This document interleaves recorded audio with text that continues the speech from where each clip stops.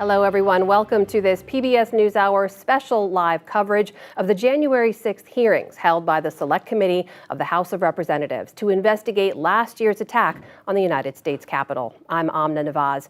The committee held 8 hearings over the summer, laying out the case that former President Trump was directly responsible for the attack on the Capitol. Today's hearing is expected to focus on Trump's state of mind and his level of involvement before and after January 6th.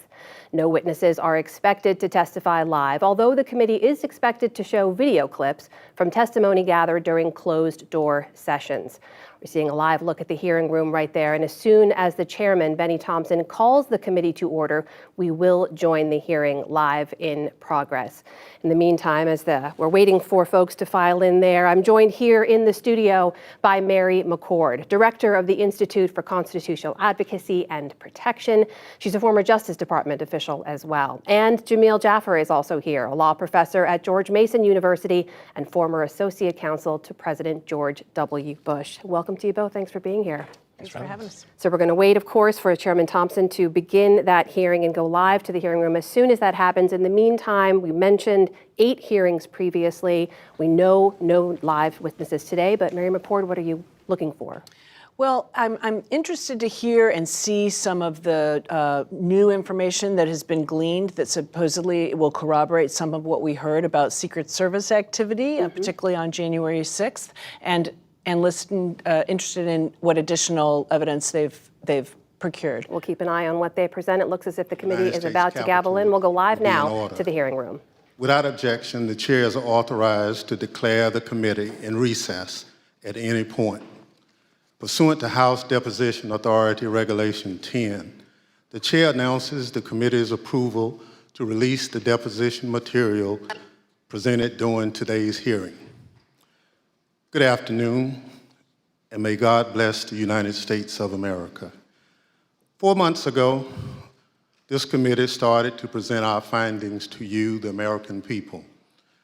From the beginning, we understood that some people watching those proceedings would wrongly assume that the committee's investigation was a partisan exercise. That's why I asked those who were skeptical of our work to simply listen to the evidence, to hear the testimony with an open mind, and to let the facts speak for themselves before reaching any judgment. Over the course of these hearings, the evidence has proven that there was a multi-part plan led by former President Donald Trump to overturn the 2020 election. Donald Trump lost his bid for re-election, as shown from the testimony of some of the president's closest allies and advisors. Donald Trump knew he lost. Despite this knowledge, Donald Trump went to court to contest the 2020 election, and he lost in court. The Electoral College met and declared Joe Biden the winner, yet Donald Trump continued to pull out all the stops in his attempt to stay in power. What Donald Trump proceeded to do after the 2020 election is something no president has done before in our country. In a staggering betrayal of his oath, Donald Trump attempted a plan that led to an attack on a pillar of our democracy. It's still hard to believe. But the facts and testimony are clear, consistent, and undisputed. How do we know this? How have we been able to present such a clear picture of what took place? Because of the testimony we've heard and that we have presented to you through these proceedings, because of the documentary evidence we've gathered and also made available directly to you, the American people. When you look back at what has come out through this committee's work, the most striking fact is that all this evidence comes almost entirely from Republicans. The evidence that has emerged did not come from Democrats or opponents of Donald Trump. Instead, look at who's written and testified and produced evidence. Who has that been? Aides who've worked loyally for Donald Trump for years, Republican state officials and legislators, Republican electors, the chairwoman of the Republican National Committee, political professionals who worked at the highest levels of the Trump campaign, Trump appointees who served in the most senior positions in the Justice Department, President Trump's staff and closest advisors in the White House, members of the President Trump's family, his own White House counsel. I've served in Congress a long time. I can tell you it's tough for any congressional investigation to obtain evidence like what we've received, least of all such a detailed view into a president's inner circle. And I want to be clear, not all these witnesses were thrilled to talk to us. Some put up quite a fight, but ultimately the vast majority cooperated with our investigation. And what we've shown you over the last 4 months has been centered on the evidence that has come overwhelmingly from Republican witnesses. So I say to you again, as I did in June, this investigation is not about politics. It's not about party. It's about the facts, plain and simple. And it's about making sure our government functions under the rule of law as our Constitution demands. Today, as in previous proceedings, my colleagues and I will present new evidence. That includes new testimony from additional Republicans who served in the Trump administration, never before seen footage of congressional leaders on January 6th working to coordinate the response to the violence and ensure the people's business went forward. New materials produced to the committee by the Secret Service, details about the ongoing threat to American democracy. Today's proceeding will also be grounded in the facts, but it won't look exactly like all our other hearings. We'll also take a step back and look at the evidence in a broader context, providing a summary of key facts we've uncovered. Facts relevant to former President Trump's state of mind, about his motivation, and about his intent. What did President Trump know? What was he told? What was his personal and substantial role in a multi-part plan to overturn the election? For those of you who've watched our prior hearings, some of this evidence will look familiar. For those of you tuning in for the first time, we'll summarize some of the most important facts, and we'll urge you to go online and watch our hearing in full.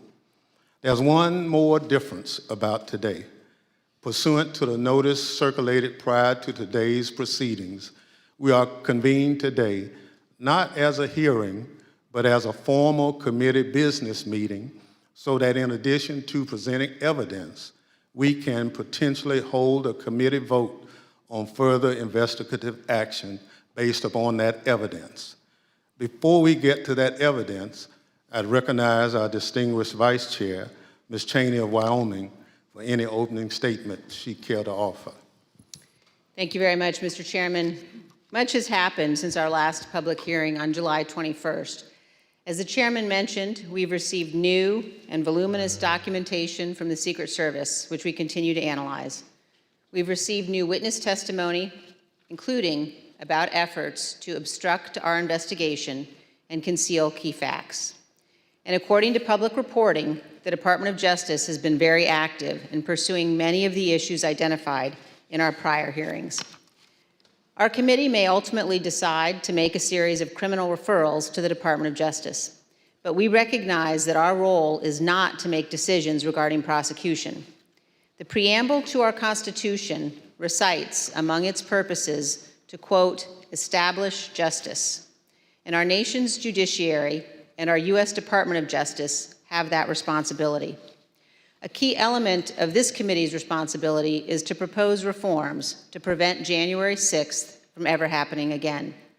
We've already proposed, and the House has now passed, a bill to amend the Electoral Count Act to help ensure that no other future plots to overturn an election can succeed. And we will make further specific recommendations in our final report, based in part on the evidence you will hear today. Our hearings last summer began with an outline of President Trump's multi-part plan to overturn the 2020 presidential election. We then proceeded to demonstrate each of these elements in detail with more than 20 hours of evidence. Today, we will see new evidence, but as the chairman said, we will also synthesize evidence you've seen before. The vast weight of evidence presented so far has shown us that the central cause of January 6th was one man, Donald Trump, whom many others followed.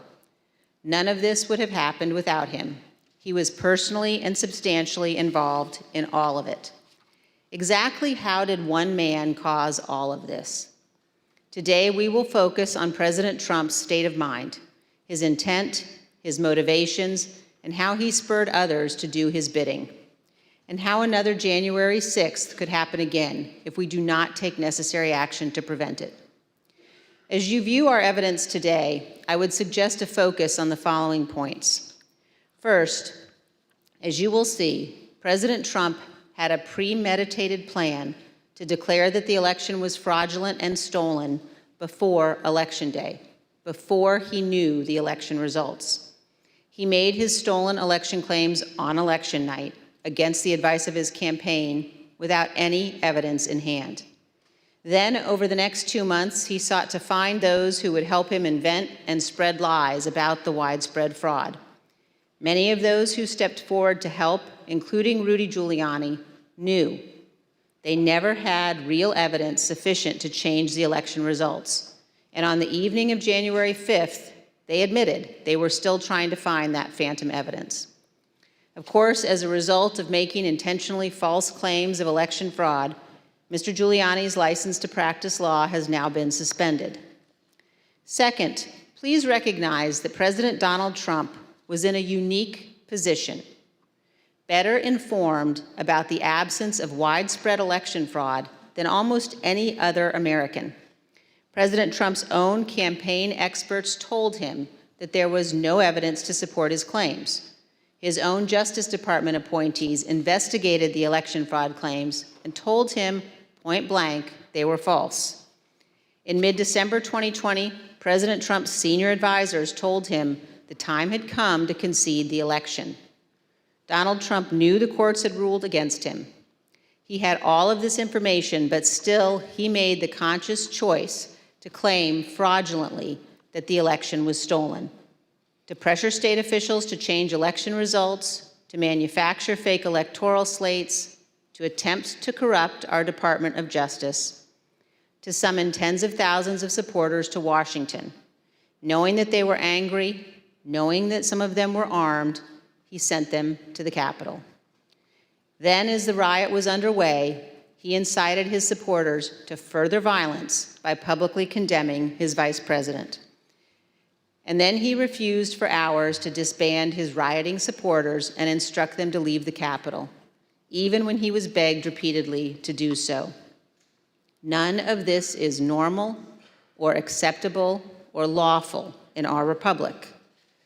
Third, please consider today who had a hand in defeating President Trump's efforts to overturn the election. Vice President Pence, Bill Barr, Jeff Rosen, and others at the Department of Justice, state Republican officials, White House staff who blocked proposals to mobilize the military to seize voting machines and run new elections, our Capitol Police, aided by the Metropolitan Police, other federal law enforcement, and our National Guard, who arrived later in the afternoon. All of these people had a hand in stopping Donald Trump. This leads us to a key question. Why would Americans assume that our Constitution and our institutions in our republic are invulnerable to another attack? Why would we assume that those institutions will not falter next time? A key lesson of this investigation is this: our institutions only hold when men and women of good faith make them hold, regardless of the political cost. We have no guarantee that these men and women will be in place next time. Any future president inclined to attempt what Donald Trump did in 2020 has now learned not to install people who could stand in the way. And also, please consider this: the rulings of our courts are respected and obeyed because we as citizens pledge to accept and honor them. Most importantly, Our president, who has a constitutional obligation to faithfully execute the laws, swears to accept them. What happens when the president disregards the court's rulings as illegitimate? When he disregards the rule of law? That, my fellow citizens, breaks our republic. Finally, as you view the evidence today, also consider this. President Trump knew from unassailable sources that his election fraud claims were false.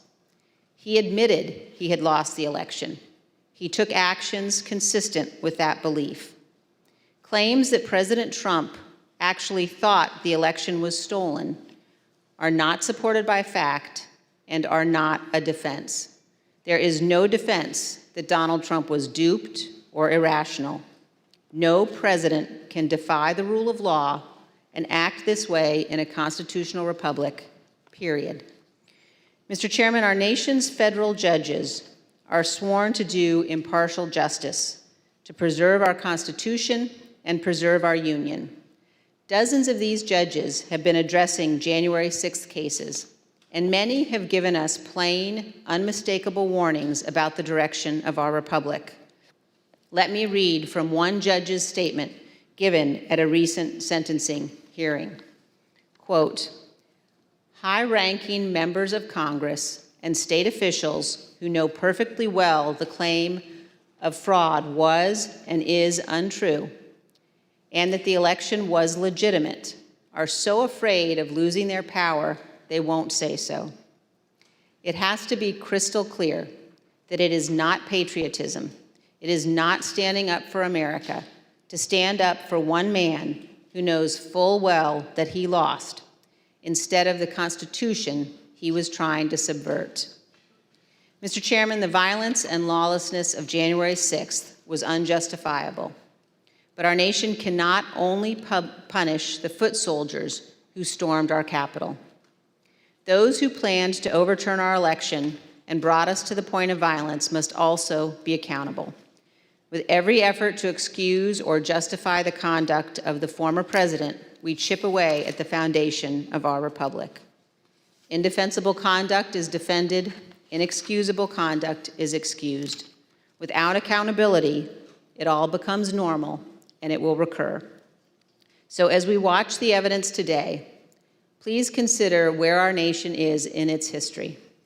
Consider whether we can survive for another 246 years. Most people in most places on earth have not been free. America is an exception. And America continues only because we bind ourselves to our founders' principles, to our Constitution.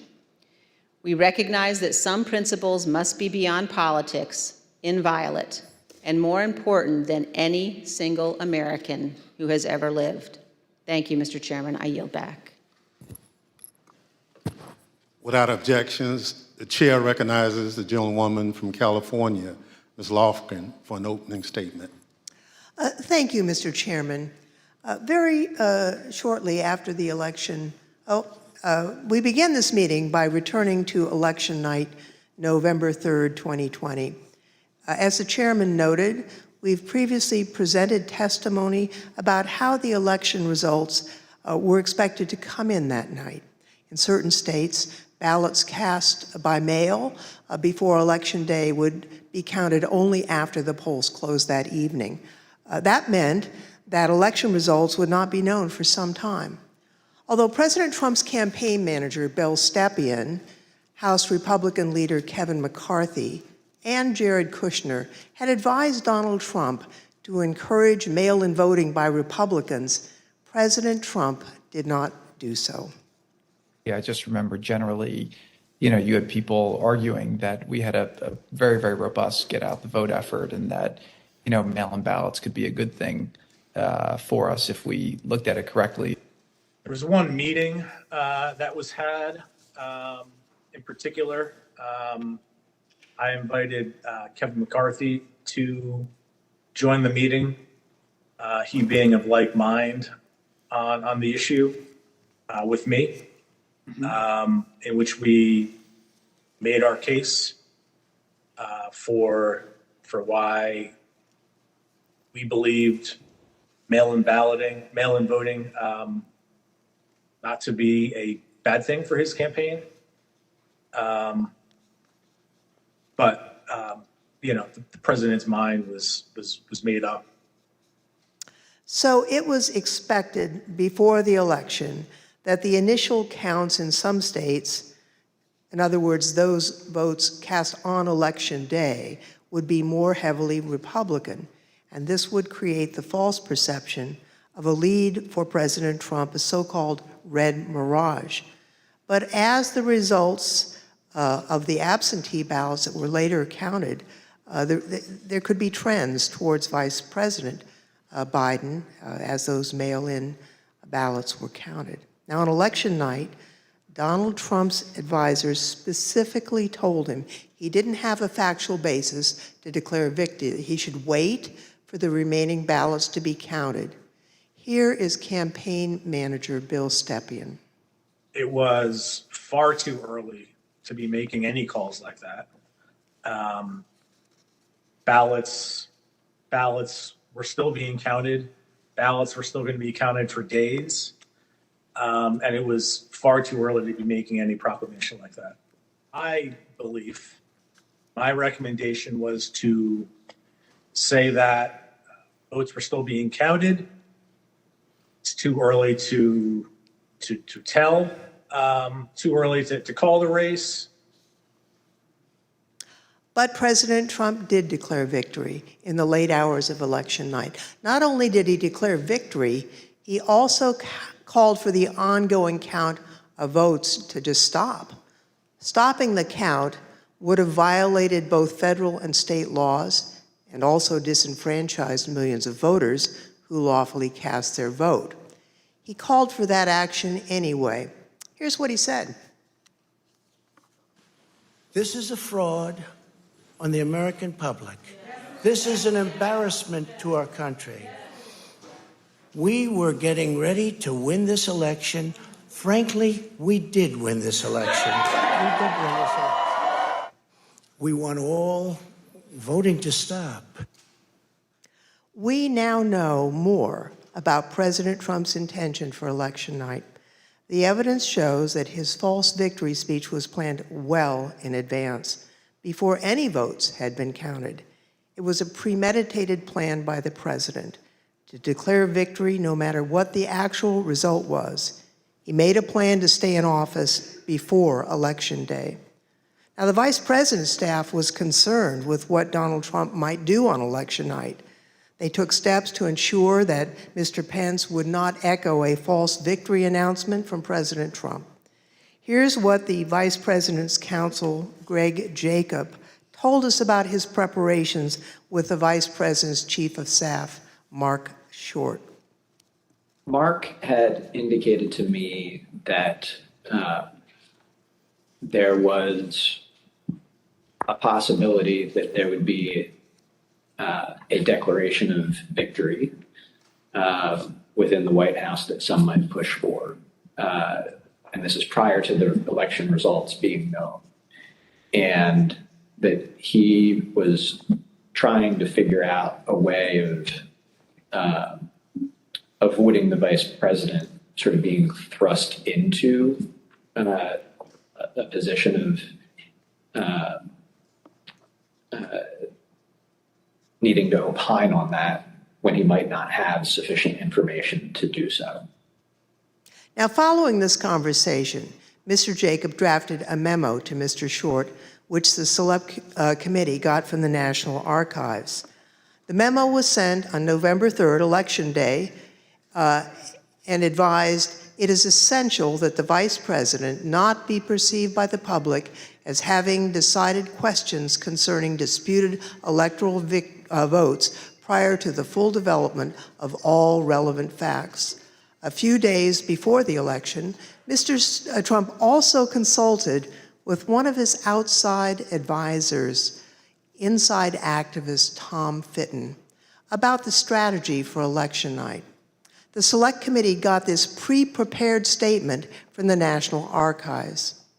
As you can see, the draft statement, which was sent on October 31st, declares We had an election today, and I won. And the Fitton memo specifically indicates a plan that only the votes counted by the election day deadline, and there is no election day deadline, would matter.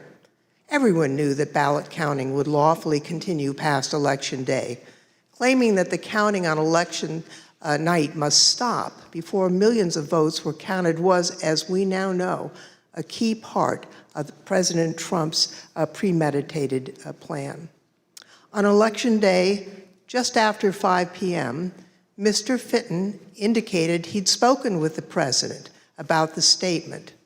Sending along again, just talked to him about the draft below.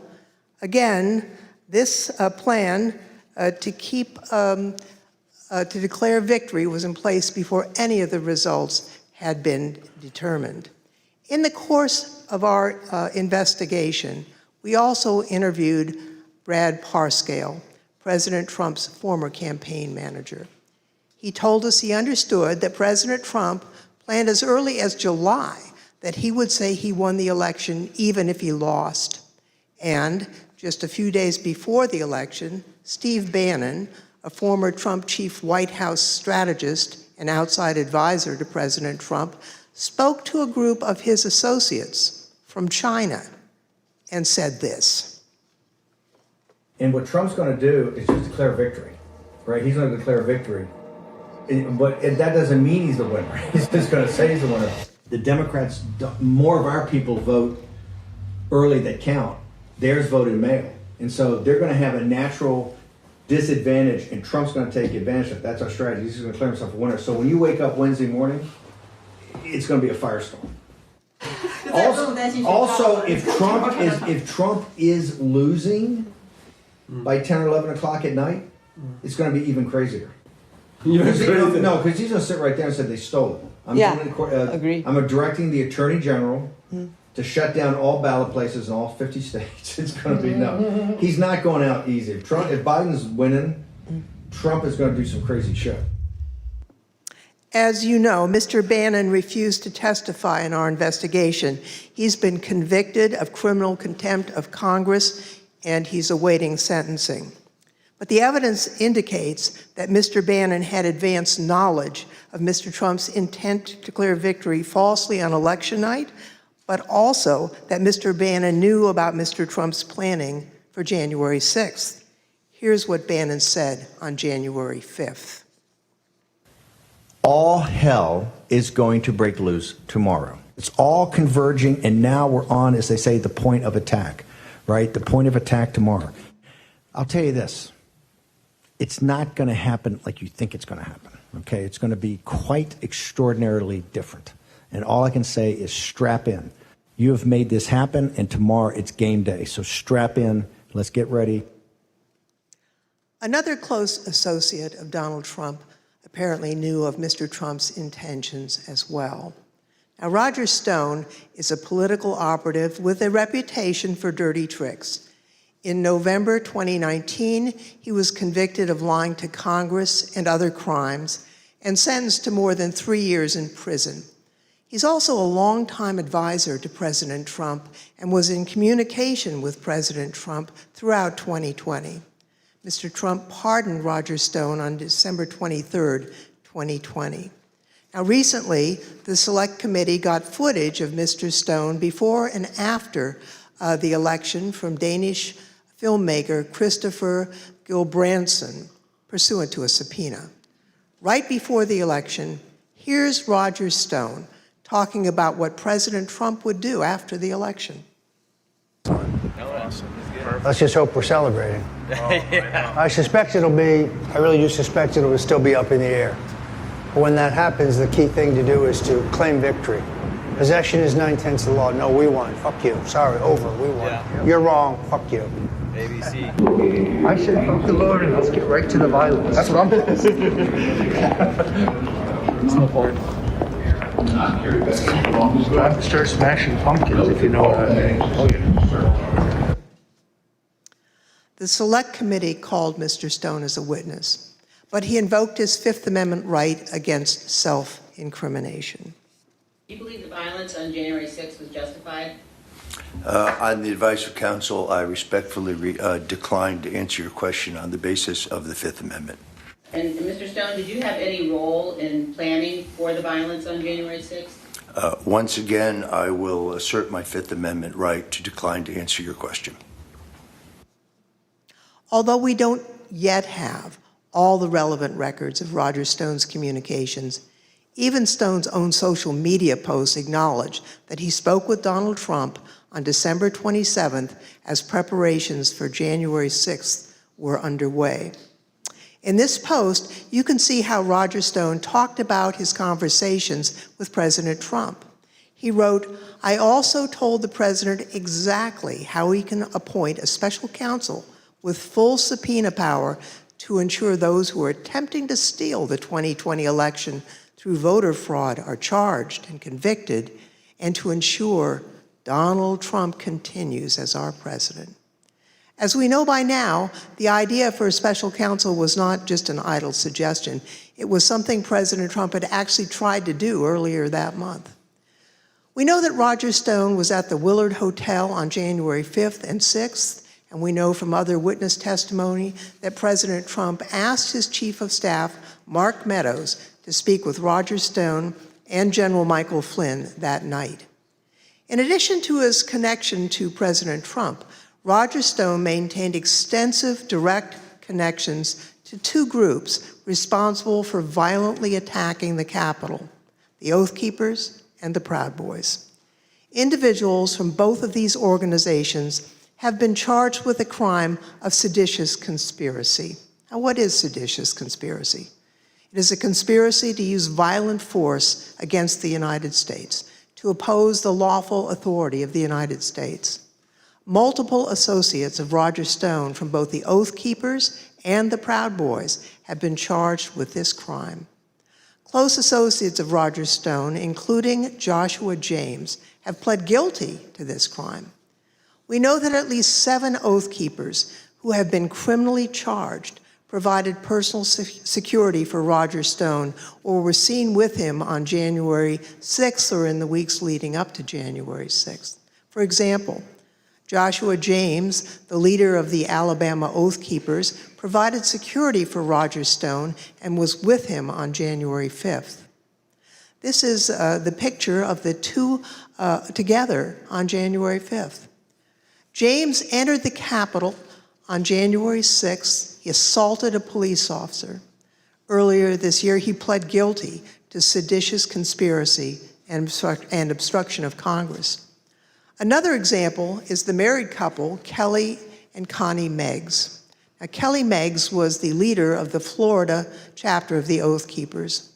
Both he and his wife provided security for Roger Stone, and both are charged with leading a military-style stack attack of Oath Keepers, attacking the Capitol on January 6th. Perhaps even more disturbing is Roger Stone's close association with Enrique Tarrio, the national chairman of the Proud Boys. Roger Stone's connection with Enrique Tarrio and the Proud Boys is well documented by video evidence with phone records the Select Committee has obtained. Tarrio, along with other Proud Boys, has been charged with multiple crimes concerning the attack on January 6th, including seditious conspiracy. During the attack, Tarrio sent a message to other Proud Boys claiming, "We did that."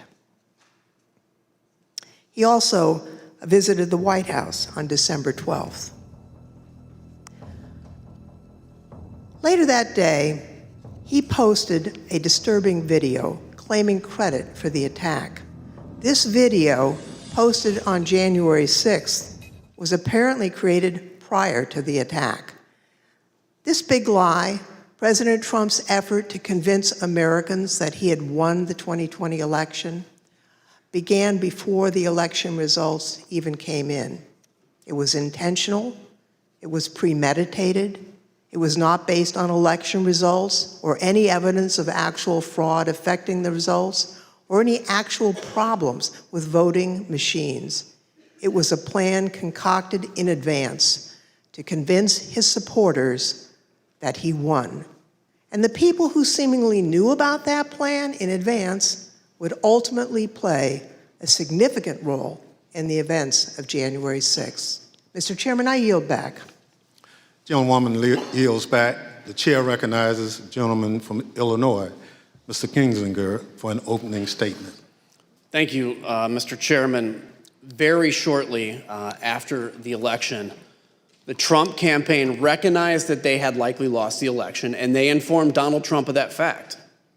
Even before the networks called the race for President Biden on November 7th, his chances of pulling out a victory were virtually non-existent, and President Trump knew it.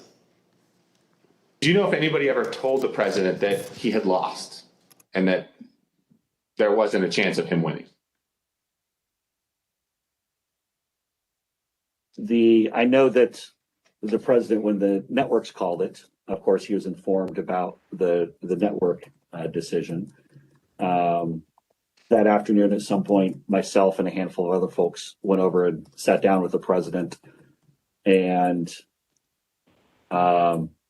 communicated that the odds of us prevailing in legal challenges were very small. You know, after the election, as of November 7th, in your judgment, what were the chances of President Trump winning the election?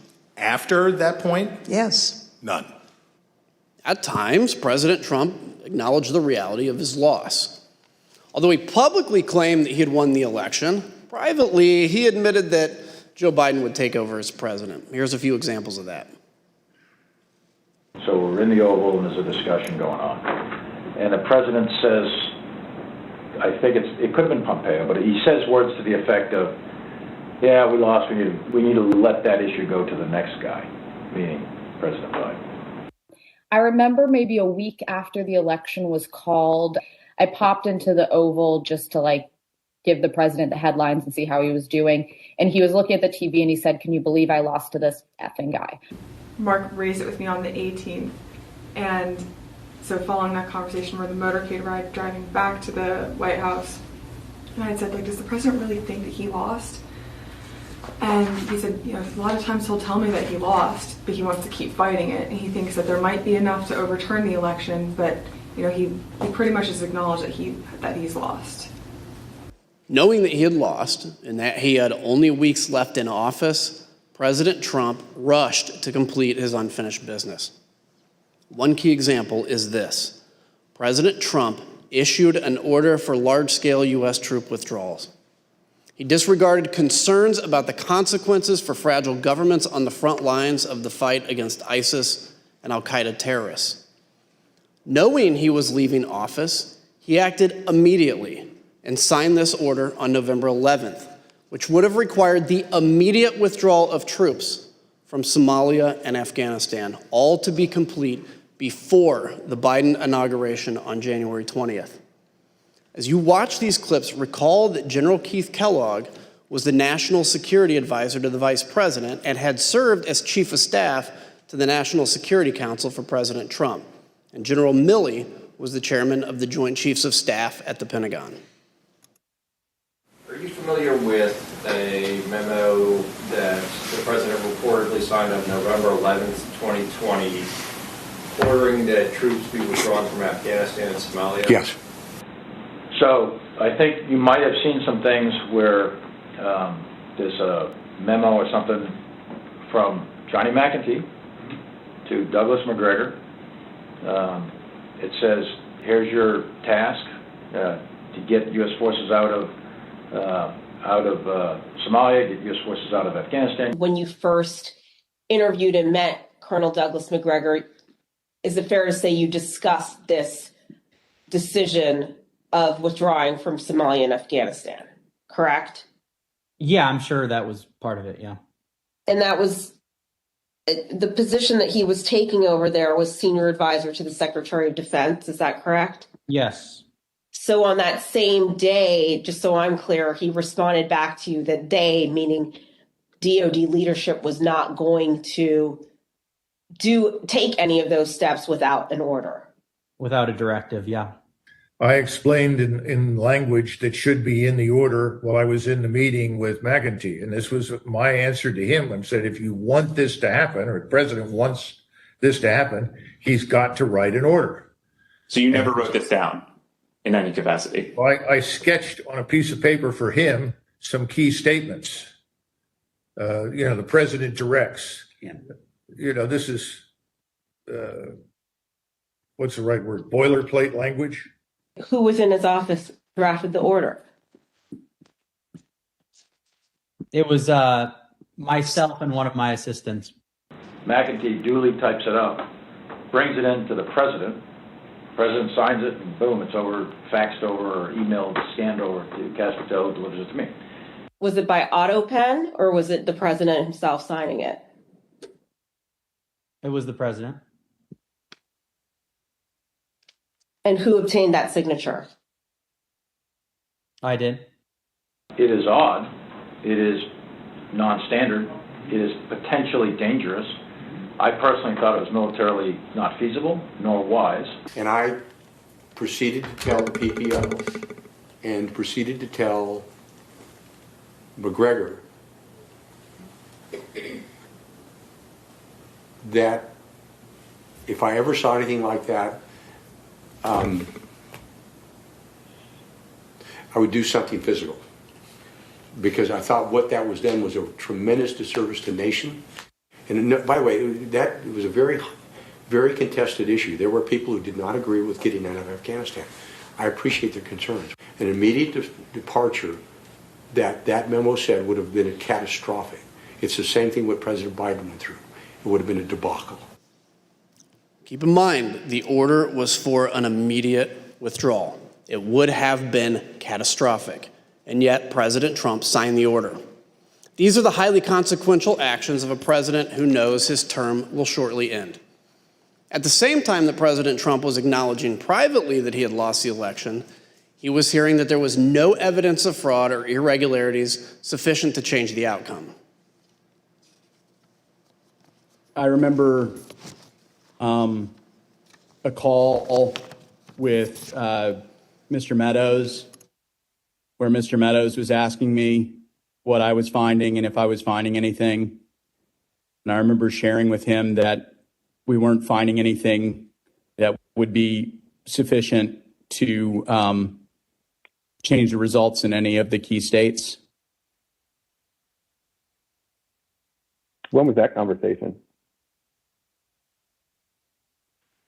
Probably in November, mid to late November. I think it was before my child was born. And what was Mr. Meadows' reaction to that information? I believe the words he used were, "So there's no there." It would be our job to track it down and come up dry because the allegation didn't prove to be true.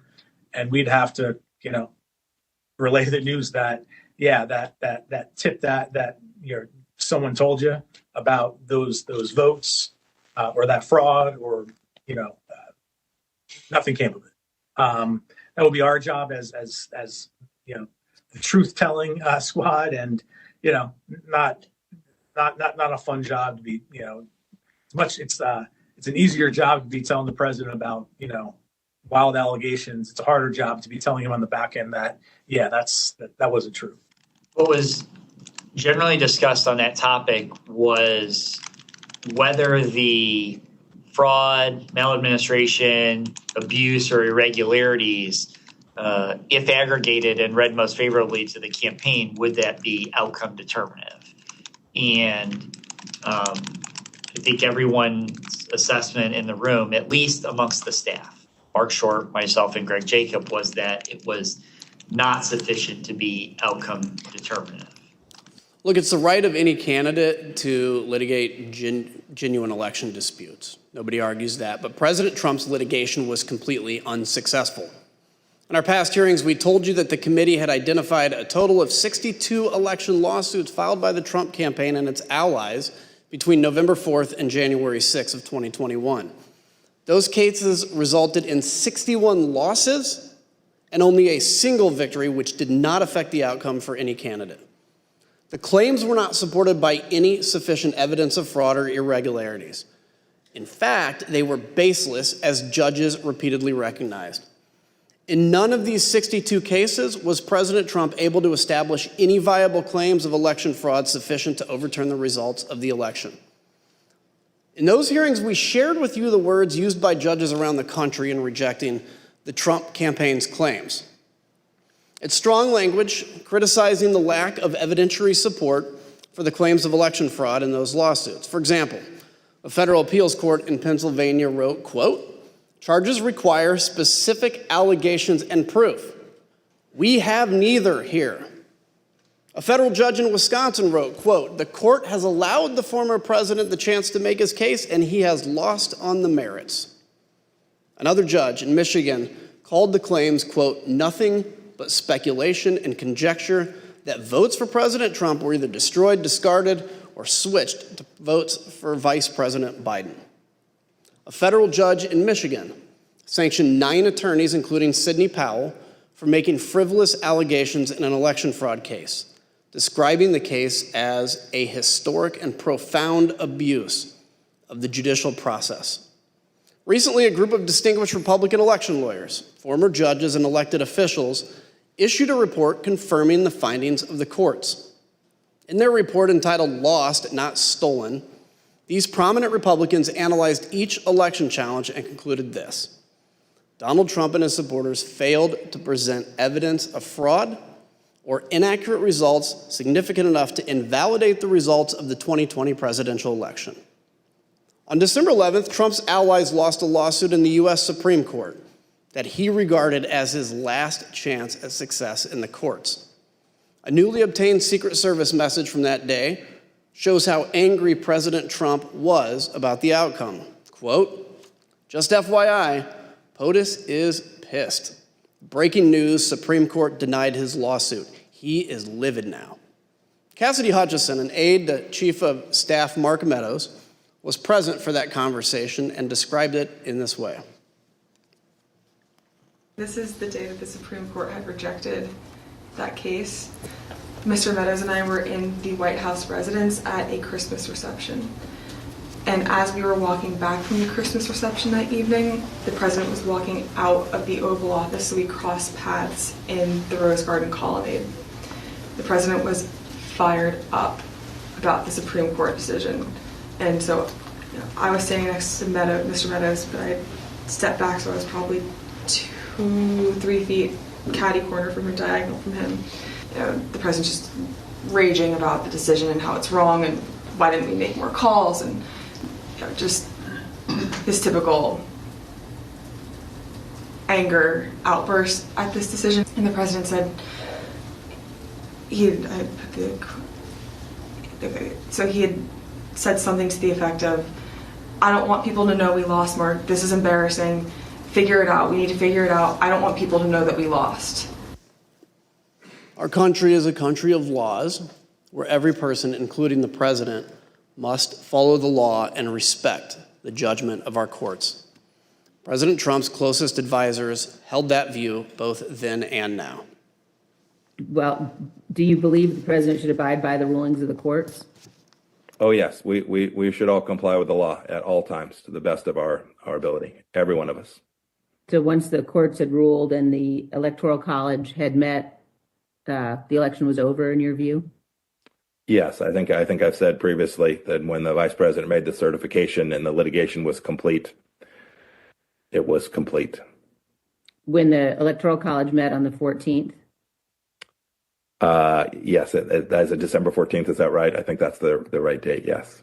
I assume, Pat, that you would agree the president is obligated to abide by the rulings of the courts. Of course. And I assume you also would. Everybody is obligated to abide by rules, of course. And I assume you also would agree the president has a particular obligation to take care that the laws be faithfully executed. That is one of the president's obligations, correct. Ivanka, do you believe the president's obligated to abide by the rulings of the courts? I do. By mid-December of 2020, President Trump's senior staff were attempting to persuade him to concede the election outcome. But if your question is, did I believe he should concede the election at a point in time? Yes, I did. December 14th was the day that the states certified their votes and sent them to Congress. And in my view, that was the end of the matter. I didn't see, I thought that this would lead inexorably to a new administration. I told him that my personal viewpoint was that the Electoral College had met, which is the system that our country is set under to elect a president and vice president. And I believed at that point that the means for him to pursue litigation was probably closed. And you recall what his response, if any, was? He disagreed. Secretary of Labor Gene Scalia, the son of late Justice Scalia, visited President Trump in mid-December and explained the situation clearly.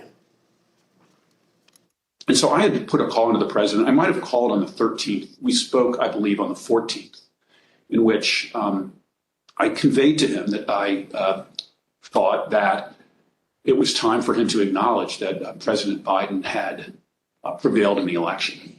But I communicated to the president that when that legal process is exhausted and when the electors have voted, that's the point at which that outcome needs to be expected. I told him that I did believe, yes, that once those legal processes were run, if fraud had not been established that had affected the outcome of the election, then unfortunately I believed that what had to be done was concede the outcome. Not only did the courts reject President Trump's fraud and other allegations, his Department of Justice appointees, including Bill Barr, Jeffrey Rosen, and Richard Donahue, did as well. President Trump knew the truth. He heard what all his experts and senior staff were telling him. He knew he had lost the election, but he made the deliberate choice to ignore the courts, to ignore the Justice Department, to ignore his campaign leadership, to ignore senior advisors, and to pursue a completely unlawful effort to overturn the election. His intent was plain: ignore the rule of law and stay in power. Mr. Chairman, I yield back. Gentleman yields back. The chair recognizes the gentlewoman from Virginia, Ms. Luria. Thank you, Mr. Chairman. Mid-December was a turning point. President Trump made a decision, a choice, to ignore the courts and his advisors and to push forward to overturn the election. His efforts to overturn the election were not random or disconnected. Rather, they were part of a coordinated, multi-part plan to ensure that he stayed in power. Donald Trump was the driver behind each part of this plan. He was personally and directly involved. Of course, a key element of the plan was continuing to convince tens of millions of Americans that he did not, in fact, lose. Again, he did this even though his own campaign advisors and his Justice Department officials told him his claims of fraud were wrong. In this video, you'll see that even when top law enforcement officials told the president his election fraud claims were false, he still repeated the claims in the days and weeks that followed. Sometimes, even the very next day. I specifically raised the Dominion voting machines, which I found to be among the most disturbing allegations. Disturbing in the sense that I saw absolutely zero basis for the allegations. I told them that it was crazy stuff, and they were wasting their time on that, and it was doing a grave disservice to the country. We have a company that's very suspect. Its name is Dominion. With the turn of a dial or the change of a chip, you can press a button for Trump and the vote goes to Biden. What kind of a system is this? We definitely talked about Antrim County again. That was sort of done at that point because the hand recount had been done and all of that. But we cited back to that to say, you know, this is an example of what people are telling you and what's being filed in some of these court filings that are just not supported by the evidence. And this is the problem. The problem is people keep telling you these things, and they turn out not to be true. In addition, there is the highly troubling matter of Dominion voting systems. In one Michigan county alone, 6,000 votes were switched from Trump to Biden, and the same systems are used in the majority of states in our country. I went into this and would, tell them how crazy some of these allegations were and how ridiculous some of them were. And I'm talking about some of the ones like, more absentee votes were cast in Pennsylvania than there were absentee ballots requests. Stuff like that was just easy to blow up. There was never an indication of interest in what the actual facts were. There were more votes than there were voters. Think of that. You had more votes than you had voters. That's an easy one to figure. And it's by the thousands. Then he raised the big vote dump, as he called it, in Detroit.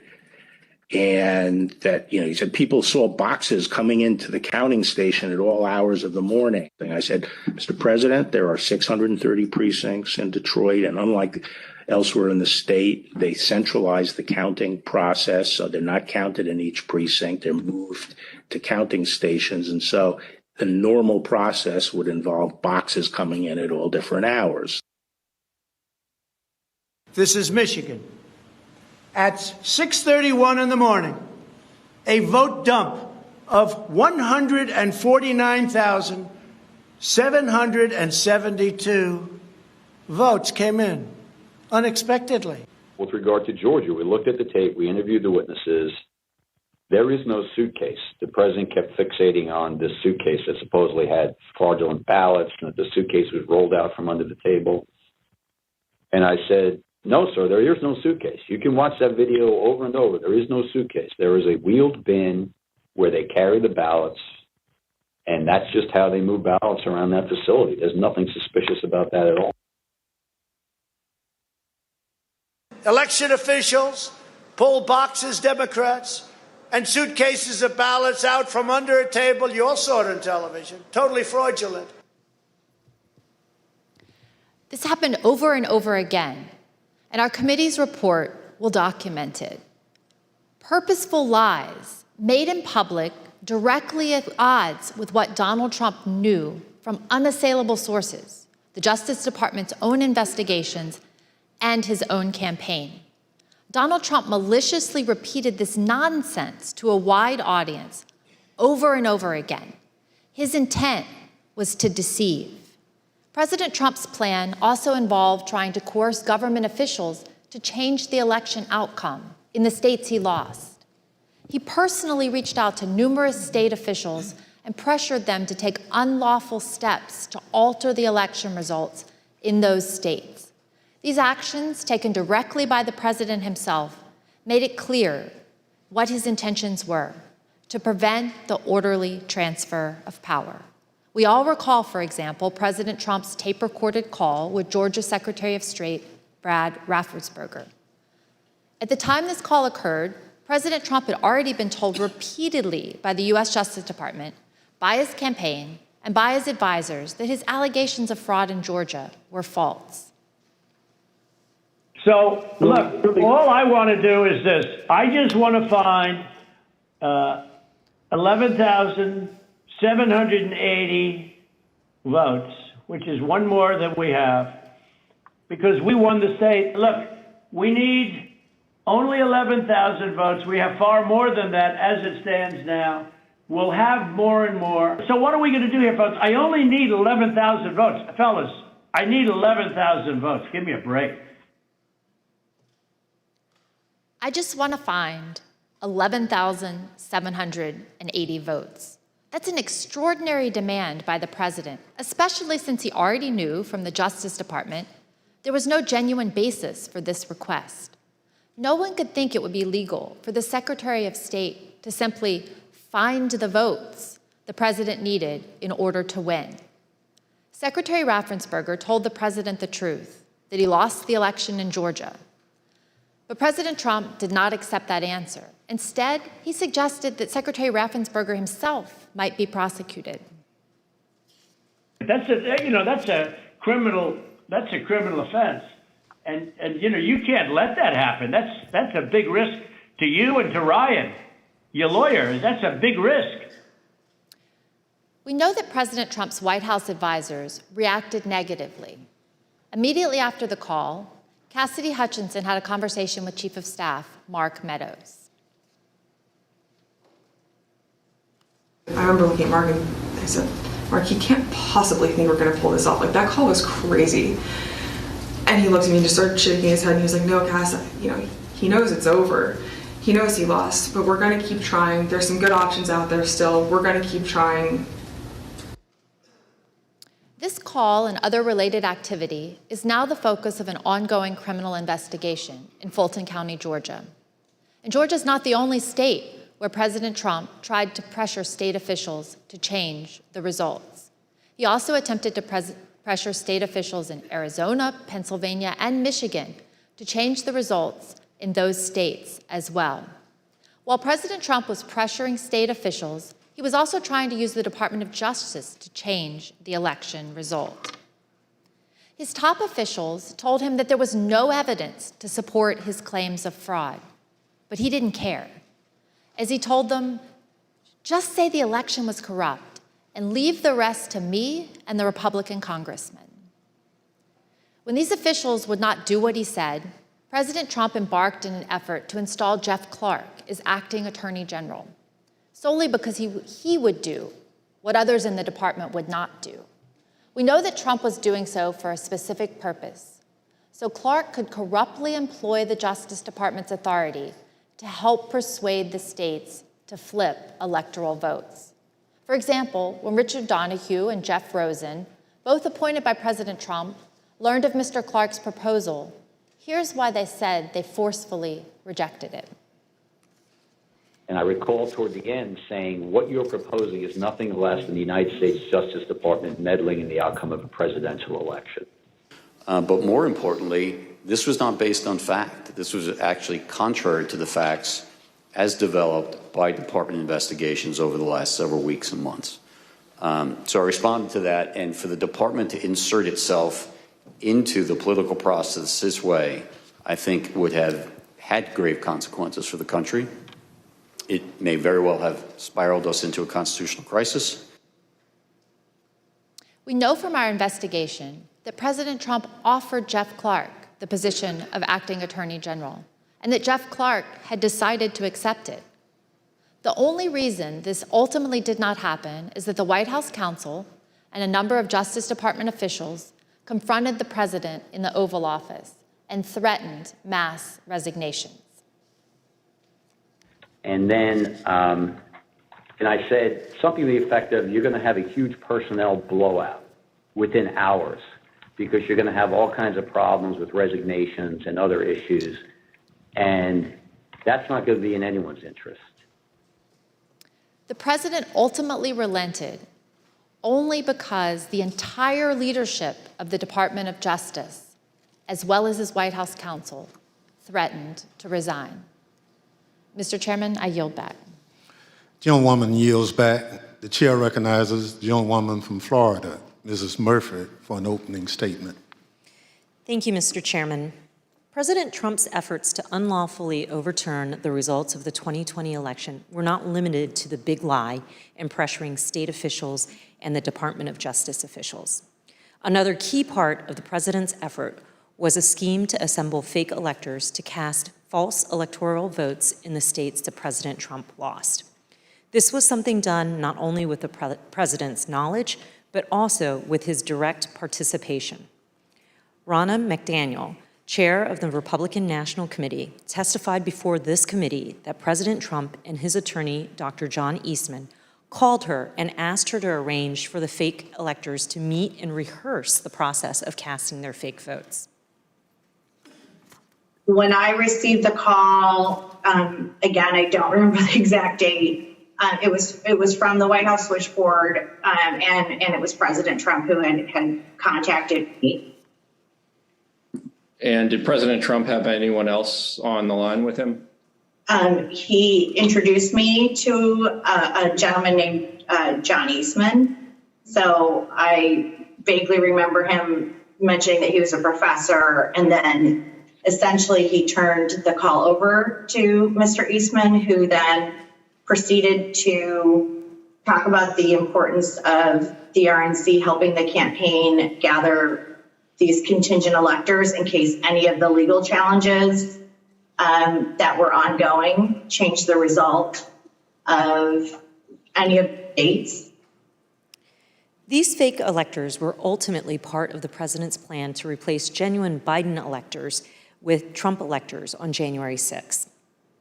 As part of this plan, the false electoral slates were sent to the National Archives and to the Capitol. The fake electors plan was also tied to another plan, the coercive pressure campaign to make Vice President Mike Pence reject or refuse to count certain Biden electoral votes so that President Donald Trump would, quote, win re-election instead. Here is what Vice President Pence has said about this scheme.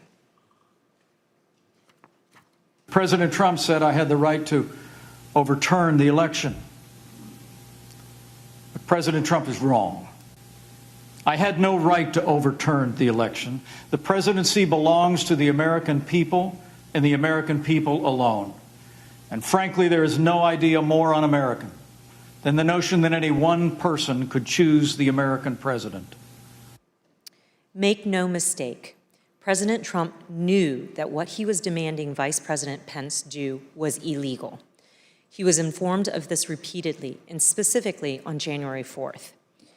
Even his lawyer, Jan 6th, admitted in front of President Trump that this plan would break the law by violating the Electoral Count Act.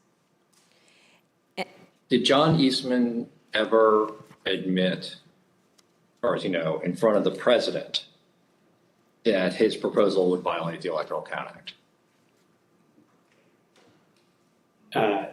I believe he did on the 4th. And Dr. 6th confirmed this in writing. Recall this email written on January 6, in which Vice President Pence's counsel asked Dr. 6th, did you advise the president that in your professional judgment, the vice president does not have power to decide things unilaterally? Dr. 6th replied, he's been so advised. Of course, President Trump's own White House counsel, Pat Cipollone, also recognized that this plan was unlawful. Here is Mr. Cipollone's testimony. My view is that the vice president didn't have the legal authority to do anything except what he did. There is no doubt that President Trump's pressure campaign on Vice President Pence was significant.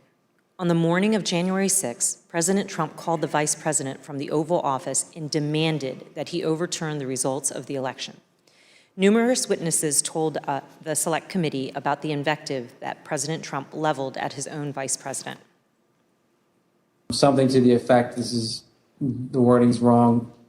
I made the wrong decision 4 or 5 years ago. And the word that she relayed to that the president called the vice president, I apologize for being impolite, but do you remember what she said her father called him? The P word. But Vice President Pence didn't waver even when his own life was endangered by President Trump and the rioters at the Capitol on January 6th, as you'll see in more detail later. A federal judge concluded, based on this and other evidence, that President Trump's pressure campaign against the vice president likely violated multiple criminal statutes. In the end, all these people, Department of Justice officials, state elections officials, his own vice president, stood strong in the face of President Trump's immense pressure. But as we now know, President Trump had already summoned tens of thousands of his supporters to Washington on January 6 to take back their country. On December 19th, President Trump first told his supporters to come to Washington. In this and numerous other tweets, he fraudulently and repeatedly promoted January 6th as the day Americans could come and change the election outcome. For weeks, President Trump worked with others to plan the rally.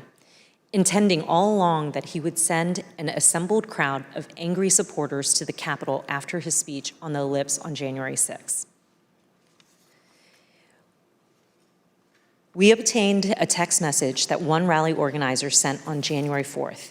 In part, it reads that, quote, POTUS is going to have us march there / the Capitol, and POTUS is going to just call for it unexpectedly.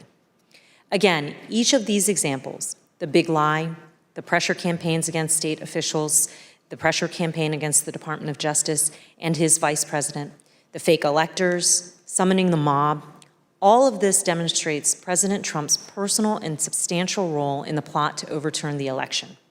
He was intimately involved. He was the central player. Thank you, Mr. Chairman, and I yield back.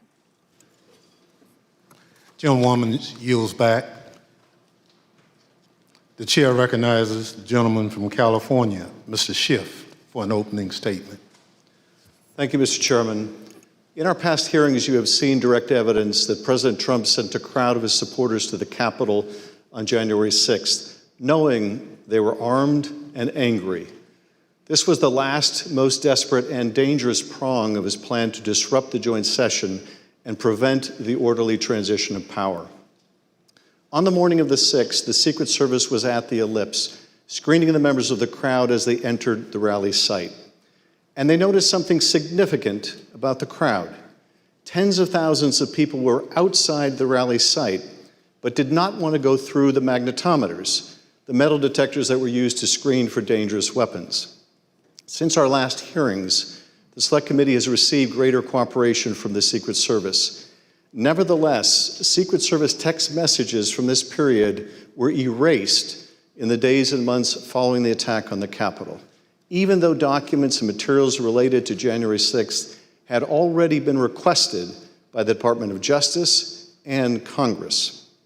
But we were able to obtain nearly 1 million emails, recordings, and other electronic records from the Secret Service.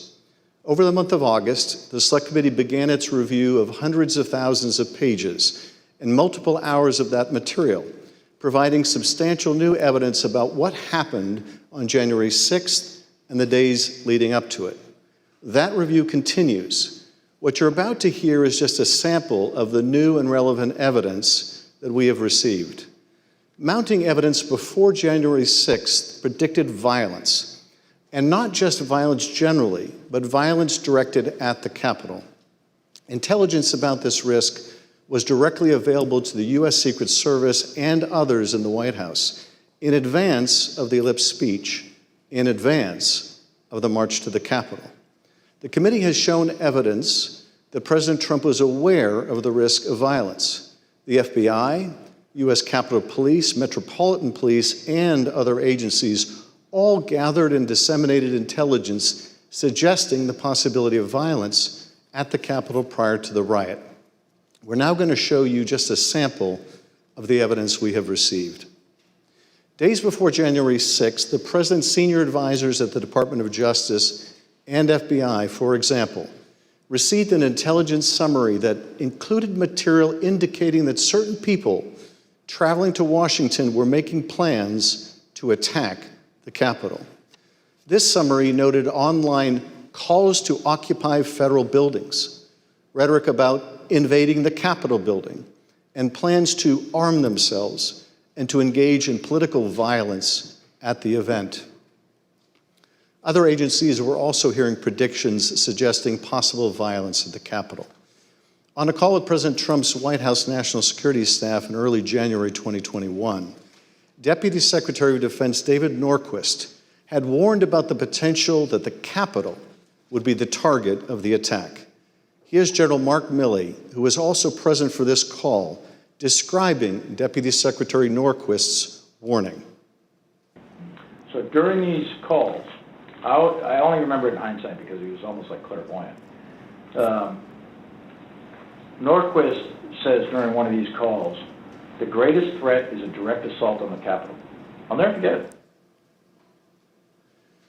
This email, for example, was an alert that the Secret Service received on December 24th with the heading, "Armed and ready, Mr. President." According to the intelligence, multiple users online were targeting members of Congress, instructing others to march into the chambers on January 6th and make sure they know who to fear. In this report, received on December 26th, a Secret Service field office relayed a tip that had been received by the FBI. According to the source of the tip, the Proud Boys plan to march armed into D.C.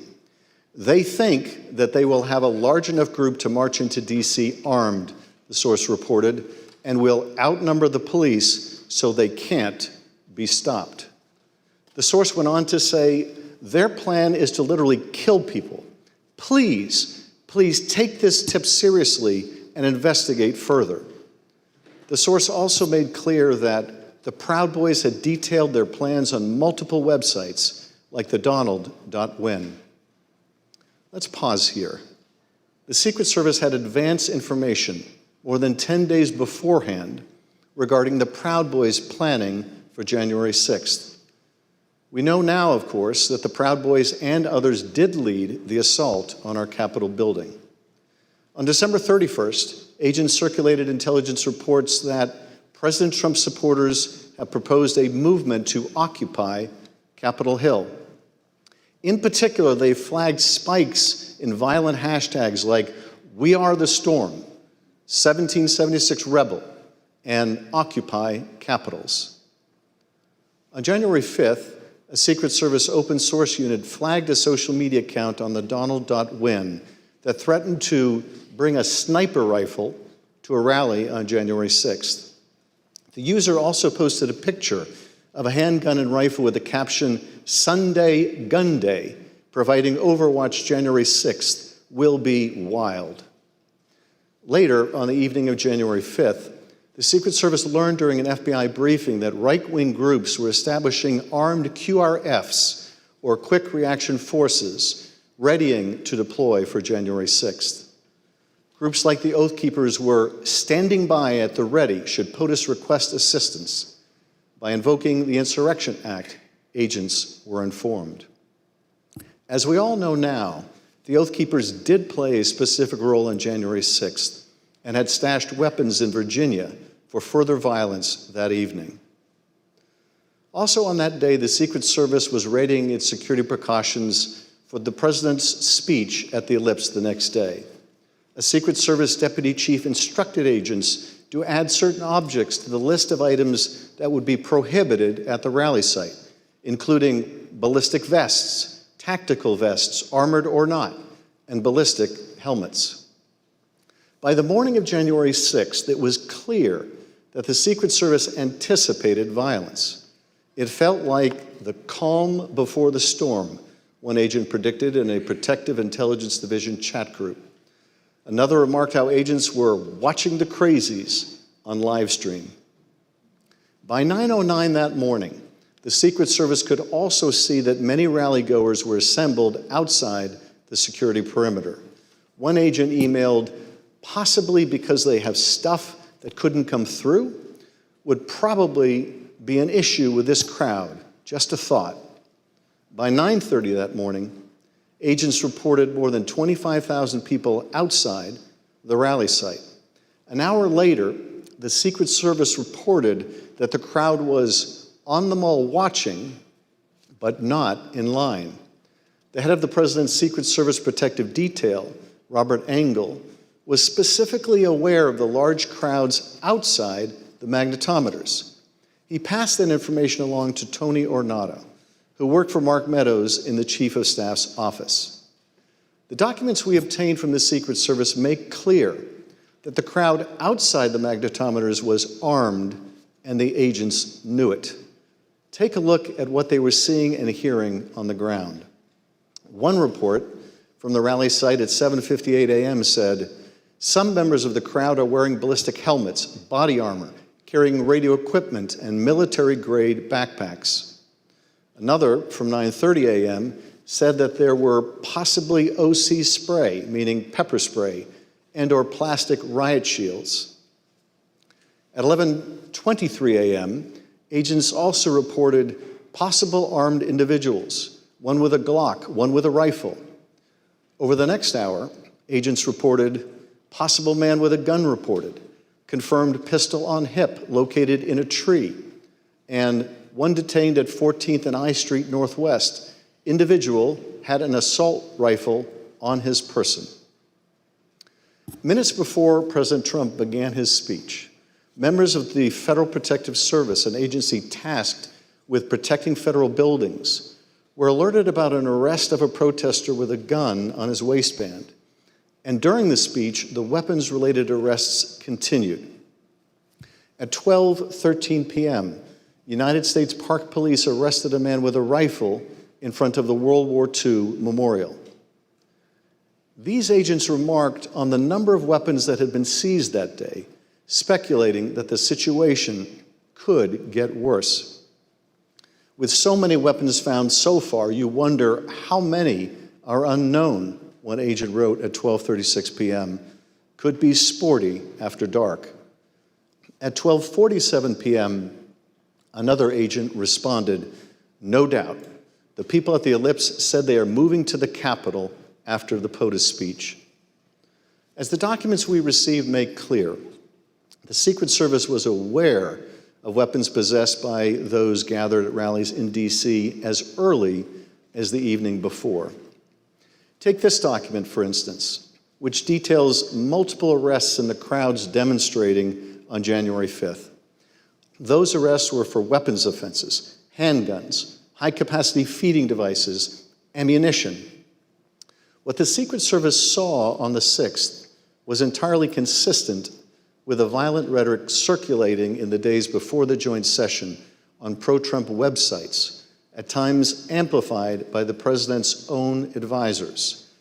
On one of these sites, as you've heard, one of those was called the Donald.win. The Select Committee has obtained a text message that Jason Miller, a senior communications advisor, sent to Mark Meadows less than a week before January 6th. I got the base fired up, he wrote in all caps. He sent a link to this page on the Donald.win. The linked webpage had comments about the joint session of Congress on January 6th. Take a look at some of those comments. Gallows don't require electricity. If the filthy commie maggots try to push their fraud through, there will be hell to pay. Our lawmakers in Congress can leave one of two ways. One, in a body bag. Two, after rightfully certifying Trump the winner. Mr. Miller claimed that he had no idea about the hundreds of comments like these in the link that he sent to Mark Meadows. If I had seen something like that, I probably would have flipped it to someone at the White House. Or if I had seen some of that nature, I would have said we got to flag this for Secret Service or something of that nature. But the Trump administration was aware of this type of violent rhetoric prior to January 6th. In fact, as we have seen, the Secret Service and other agencies knew of the prospect of violence well in advance of the president's speech at the Ellipse. Despite this, certain White House and Secret Service witnesses previously testified that they had received no intelligence about violence that could have potentially threatened any of the protectees on January 6th, including the vice president. Evidence strongly suggests that this testimony is not credible, and the committee is reviewing additional material from the Secret Service and other sources. The Secret Service was monitoring this kind of online activity and was sharing and receiving the results of that effort. They work closely with other agencies, sharing intelligence about the joint session of Congress derived from social media and other sources. The same day Jason Miller sent his text message, agents received reports about a spike in activity on another platform called Parler. This was December 30th. In this email, an agent received a report noting a lot of violent rhetoric on Parler directed at government people and entities, including Secret Service protectees. One of these protectees was Vice President Pence, perhaps the primary target of President Trump's pressure campaign in the days leading up to January 6th. The day before the joint session, on January 5th, Secret Service was aware of increased chatter focused on Vice President Pence, in particular, whether he would do what President Trump wanted him to do, reverse the results of the election in the joint session the next day, January 6th. On the morning of the 6th, agents received alerts of online threats that Vice President Pence would be, quote, a dead man walking if he doesn't do the right thing. Another agent reported, quote, I saw several other alerts saying they will storm the Capitol if he doesn't do the right thing. The anger reflected in these postings was obvious to the man at the center of the storm on January 6th, President Trump. On the evening of January 5th, President Trump gathered a few of his communications staffers in the Oval Office. The door was open, allowing the president and others assembled there to hear the sounds of the crowd gathered at Freedom Plaza just a few blocks from the White House. President Trump could tell that his supporters were riled up. Here again is Judd Deere, a deputy White House press secretary, describing the president's reaction. He fairly quickly moved to how fired up the crowd is, or was going to be. Okay, what did he say about it? Just that they were fired up, they were angry, they feel like the election had been stolen, that the election was rigged, that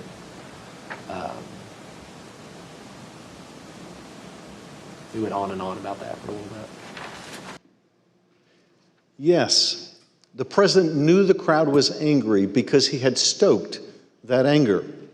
He knew that they believed that the election had been rigged and stolen because he had told them falsely that it had been rigged and stolen. And by the time he incited that angry mob to march on the Capitol, he knew they were armed and dangerous. All the better to stop the peaceful transfer of power. Mr. Chairman, I yield back. Gentleman yields back. At this point in our meeting, we'll take a brief recess. Pursuant to the order of the committee of today, the chair declares the committee in recess for a period of approximately 10 minutes. And there you have Chairman Benny Thompson declaring a short break, about 10 minutes or so, as the committee will go into recess after presenting a series of evidence and documents newly obtained since their previous hearing over the summer, also taking a step back, as the committee has said, and recapping highlights of their findings so far over the last 8 public hearings that they have held. As that committee takes a short break now, I'm joined here in the studio by Mary McCord, a former Justice Department official, and Jamil Jaffer, former associate counsel in the White House. So Mary, to you first. We saw there a recapping of sorts, some of the highlights, some of the testimony we've seen before, but a lot of new evidence, some new testimony as well. That Secret Service information, certainly all of that's new. What stood out to you from what we learned?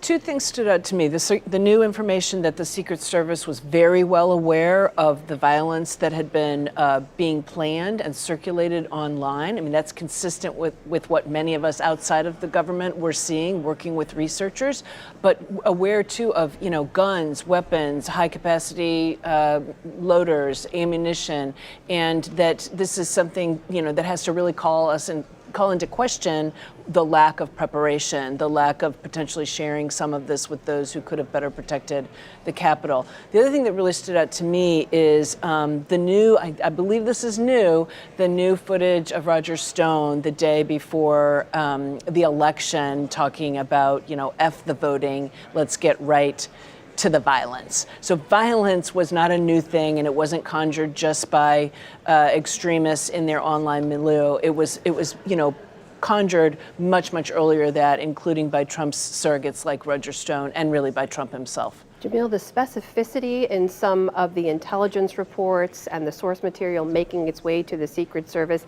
in advance of the violence, as you saw Representative Schiff there saying it basically entirely overlapped what they saw, what they were being told before would happen, and what they saw unfold on the 6th. Did that strike you? Well, I think it's interesting to see the details that they had, the understanding that they had, and how it sort of paralleled exactly what was being said in private chats between the people who were there, the protesters and their leaders, about what they were planning to do. So the Secret Service knew what they were planning, had heard what they were planning, and ultimately didn't take action of the kind of action that would have protected their protectees, in particular Vice President Mike Pence, and didn't inform the Capitol Police, who would be able to do a much better job protecting the Capitol that day. That's what's particularly troubling. But even more troubling to me, Amna, is the totality of evidence that we've now seen sort of summarized today. The president knew he had lost. He didn't care. The president's people knew he had lost. They didn't care. To the contrary, they undertook every effort to reverse the results of the elections, knowing they had lost the election. And then when that failed in the courts, decided to go to the American people and their supporters and to gin up an event on January 6th that ultimately led to the violence we saw. The president knew what they were doing, didn't act to stop it. And the reason he didn't act to stop it was not because he didn't understand what was happening. It's because he wanted it to happen. That's the most concerning thing to me, Amna. And we saw a series of new pieces of testimony, I believe, from people very close to him in the White House, sharing private moments in which he acknowledged he had lost over and over again, and then publicly going out and declaring the exact opposite. I believe joining us now, we do have our Capitol Hill correspondent, Lisa Desjardins, who has been in the hearing room and stepped outside to talk to us now. Lisa, good to see you there. So just give us a sense of what was happening there in the room, how some of this new evidence and information was being received. That's right. Capitol Hill, for the most part, is empty, Amna. This is recess. A lot of members are out campaigning right now. There are a handful of members in the audience today, most of them retired, at least one member who's still on the ballot. But Amna, I have to say, I think the news from this hearing will come at the very end. We have confirmed that this committee today does plan to vote to subpoena former President Trump in relation to January 6th. That, of course, will be a historic move. He would not be the first U.S. president to be subpoenaed. Thomas Jefferson was subpoenaed in relation to the Aaron Burr treason trial while Jefferson was president. Jefferson, for the most part, ignored testifying, gave some documents. We'll discuss this more, I suspect. We're PBS NewsHour. We're going to get into the history. But it is a dramatic and historic move. And also will raise, of course, many of the same legal questions that former President Trump has ignited in the past over what the responsibility is of a president criminally, and also in terms of testifying before Congress. What does a former president in particular owe? One question I have, Amna, that maybe your panelists will be interested in too, is this committee's jurisdiction, really the committee itself, ends in existence at the end of this Congress. So subpoenaing the former president now is obviously a move we're going to talk a lot about.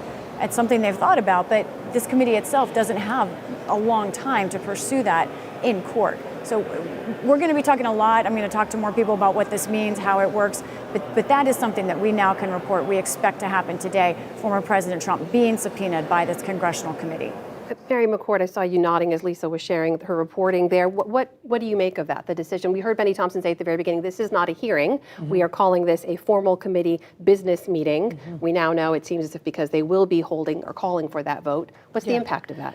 Well, to that last point that Lisa made, a new Congress can also, even if there's still litigation going on this, or the former president hasn't testified, a new Congress could vote to reissue that subpoena. So she's quite right that it will expire with this Congress, but that doesn't necessarily mean it wouldn't be reissued. Now, of course, that just calls into question, what will the results of this election be, and who will be in control of the House, because that will pretty much determine that question. Jamil, we saw at the very beginning the committee chairman lay out this is the intention for today's hearing, right? And he spoke directly, I thought it was interesting, to people who he said were skeptical of the committee's intentions and their purpose, the fact that they were accused of being partisan from the get-go. In laying out the last 8 hearings as they have today, how do you think their messaging is going? Well, I think in some ways it's going well for them. They pointed out that all the people who have testified, or many of the people who have testified, are card-carrying Republicans, longtime party activists, longtime lawyers for the president, prior presidents. At least 2 members of the committee are Republicans, elected Republicans. But, I think that this move here now to subpoena the former president, I think is not going to go well, unfortunately, for the committee. I don't think they're likely to be successful. And I think actually it's going to generate more support for the president amongst his base and his supporters and make the committee look more political. They could have done this a long time ago. They chose not to. Doing it now at the end of the Congress, while Congress is out of session waiting for the elections, I think is actually a political mistake. And will not play out well, and actually will make the committee look more partisan. And so we'll see how it plays out, but I'm not sure this is the right move for the committee. Lisa, what about that? I believe we still have Lisa with us on this point that the committee set out very intentionally messaging and taking pains to say this is not a political activity. This is about democracy. This is about getting the historical record straight. To subpoena the president in this way, does that open them up to criticism of partisan politics? I see no world in which certainly former President Trump and his supporters don't say that that is political. And especially they will look at the timing of this. They will look at the fact that the committee could have issued that subpoena many months ago. Certainly it has gathered new investigatory, new evidence in the past couple of months. But the bulk of what the committee has known, it has known for many months. And this decision could have been made, I suspect Trump supporters will say, not this close to the midterm election. On the other hand, I believe those on the committee will say, listen, we have had thousands of hours of witness testimony. We have been waiting to talk to some people, including Ginny Thomas. We'll see if we hear more from her today about the former president's roles. There is a reason we waited for this. I think this will just be a classic of everything surrounding former President Trump. There will be a heated debate over whether it is political and to what degree. But I think it raises kind of a bigger point of what the committee is doing here today. They essentially are trying to finish their case. I think a lot of prosecutors might say, the last one to get the subpoena is the target. And I think what we're seeing here today is the committee is indicating that they are in fact trying to wrap up. They are in fact, and they have no choice, as we've said, their commission expires soon. But that's what I think today's hearing is about. Why they just made this decision today, I'm eager to talk to members of the committee. Is it something we'll hear about from President Trump and his supporters? Sure. But Democrats, perhaps I could see some of the faces of lawmakers in the room wanted to see this. They believe that this is a way that the former president must be held accountable, and it is something that they believe in principle. They also are concerned that the House of Representatives may change hands, and this may be the last opportunity for them to do something like this. Mary, it's worth pointing out, and the committee member said this as well, much of the most compelling and revelatory information they were able to share in the hearings came from subpoenas, from people who did not want to participate in their investigation and probe. They also went to great lengths in this particular hearing so far to go into detail about Roger Stone's role, and specifically about his link to the Oath Keepers, who we know one member of whom has provided security to Mr. Stone in the past and also was present on the day, participated in violence against Capitol Police officers, and I believe has now pleaded guilty to seditious conspiracy. Why is that connection important to their argument? Well, I think, again, they've had a very multi-step plan that they've gone methodically through hearing by hearing, and violence is a key part of that. But what we all know, we could see the violence with our own eyes on January 6th, and we know that this first set of some 900 criminal cases has focused on those who were actually present and engaged in that violence. But what has been less known is how far up the chain does that go, right? Were those people connected to anyone in Trump's close orbit, his close circle of advisors, anyone at the White House, the Secret Service, Trump himself? And so I think that's why, it's important to establish what connections they were. Now, it's not news to us that Stone had been, engaging Oath Keepers as security, but hearing him speak like he did, like we heard today, specifically about violence early on, even before the election, again, I think gets back to the fact what was really going on here was, an effort violently to preserve the presidency of Donald Trump. Jamil, I want to ask you about a word we've heard again and again from a couple of committee members as they make their presentations, and that is premeditated. We heard Liz Cheney mention it in her opening statements, talking about Mr. Trump's plan to claim the election was fraudulent, saying he was premeditated plan before the election even took place. So Lofgren also mentioned it on the night he went out on election night and said, we won, actually, when the votes hadn't been finished counting. That one word, this is a legal question for someone who did not go to law school. Why is that important as the committee makes its case? Well, you know, in a lot of ways, Amna, the challenge here is that the president kept saying it over and over again. This election was stolen, right? We won, right? You heard him on the phone with Brad Raffensperger, right, saying, I just need my 11,000 votes, right? But the reality is he knew he had lost. He had always planned on claiming he had won victory. And look, that's politics. Presidents can do that. Candidates can do that, right? But the question is, what do you do after that, right? Do you go to court and litigate it? And when you lose those court battles, do you threaten the vice president? Do you try to get your friends, your allies, your supporters to threaten the president? And then do you bring violence to the Capitol? That's ultimately what the former president of the United States did in this case. So it wasn't just claiming a victory, right? You can premeditate that. You can decide to do that. The question is, did you then premeditate what came next? Did you want the violence to happen?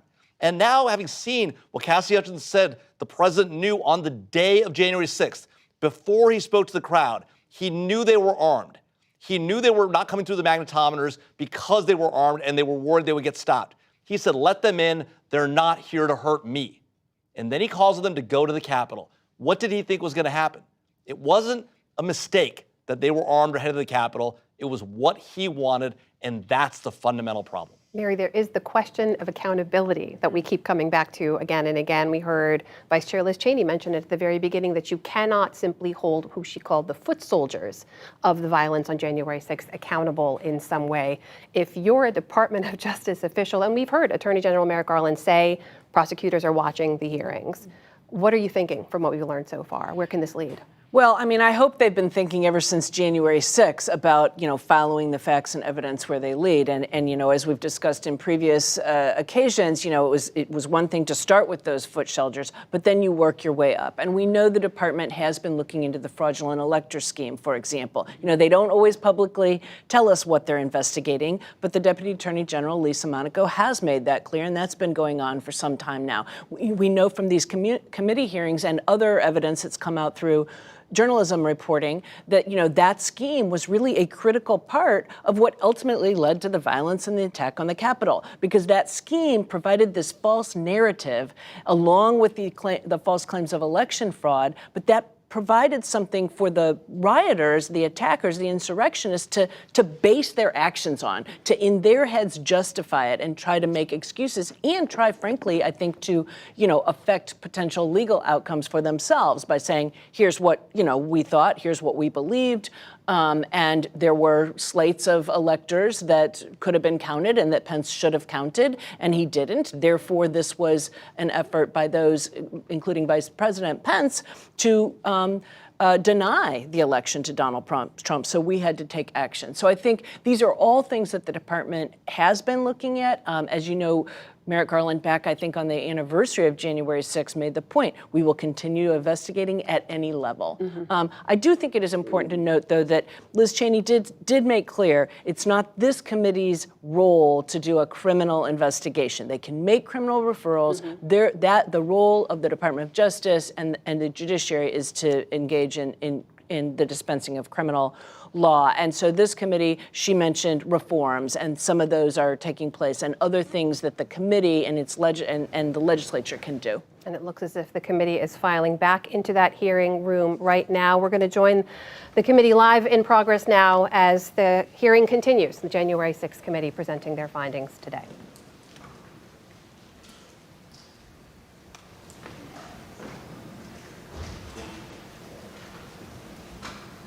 And a quick warning to some of our viewers, some of the text and the video being used in this hearing today does contain profanity. We're back live now in the hearing room.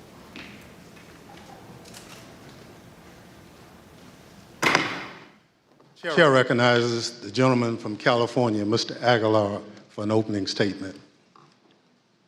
Thank you, Mr. Chairman.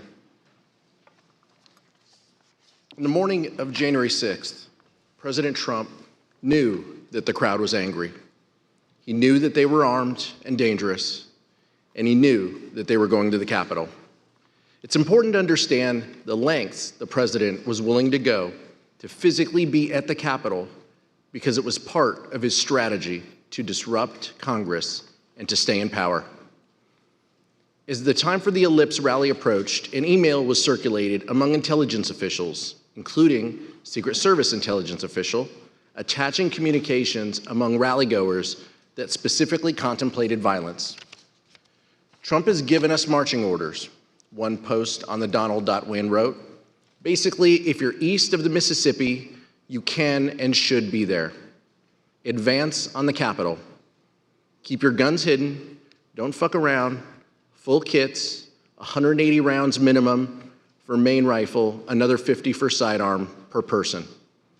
What is clear from this record is that the White House had more than enough warning to warrant stopping any plan for an Ellipse rally and certainly for stopping any march to the Capitol.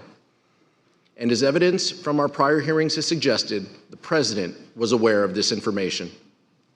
But despite awareness of the potential for violence and weapons among the crowd, the Ellipse event nevertheless went forward, and Donald Trump instructed the angry crowd, some of whom were armed, to march to the Capitol. As my colleague Mr. Schiff just described, the Secret Service reported that thousands in the crowd near the Washington Monument would not enter the rally area because magnetometers used in screening attendees would detect any prohibited items they carried. Mr. Trump knew this. His Secret Service had told him about it that morning. Even in spite of these warnings, Cassidy Hutchinson overheard the president say this shortly before he took stage. He wanted it full, and he was angry that we weren't letting people through the mags with weapons, what the Secret Service deems as weapons and our weapons. I was in the vicinity of a conversation where I overheard the president say something to the effect of, I don't effing care that they have weapons. They're not here to hurt me. Take the effing mags away. Let my people in. They can march to the Capitol from here. Let the people in. Take the effing mags away. And when he went on stage, President Trump himself asked law enforcement to let his supporters in the rally site. And I'd love to have, if those tens of thousands of people would be allowed, the military, the Secret Service, and we want to thank you, and the police, law enforcement, great, you're doing a great job. But I'd love it if they could be allowed to come up here with us. Is that possible? Can you just let them come up, please? President Trump then told his supporters to march to the Capitol. Let's pause at this point to consider President Trump's state of mind, his motivation at this moment. By that point, it was known to Secret Service that members of the crowd were armed.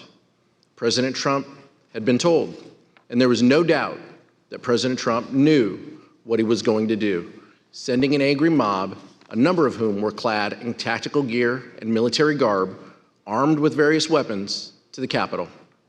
There's no scenario where that action is benign. And there's no scenario where an American president should have engaged in that conduct. It did not matter whether President Trump believed the election had been stolen or not. This could not be justified on any basis for any reason. You may also recall testimony from our summer hearings regarding Mr. Trump's efforts to lead the mob to the Capitol himself in his angry altercation in the presidential SUV when the Secret Service told him it was far too dangerous for him to go.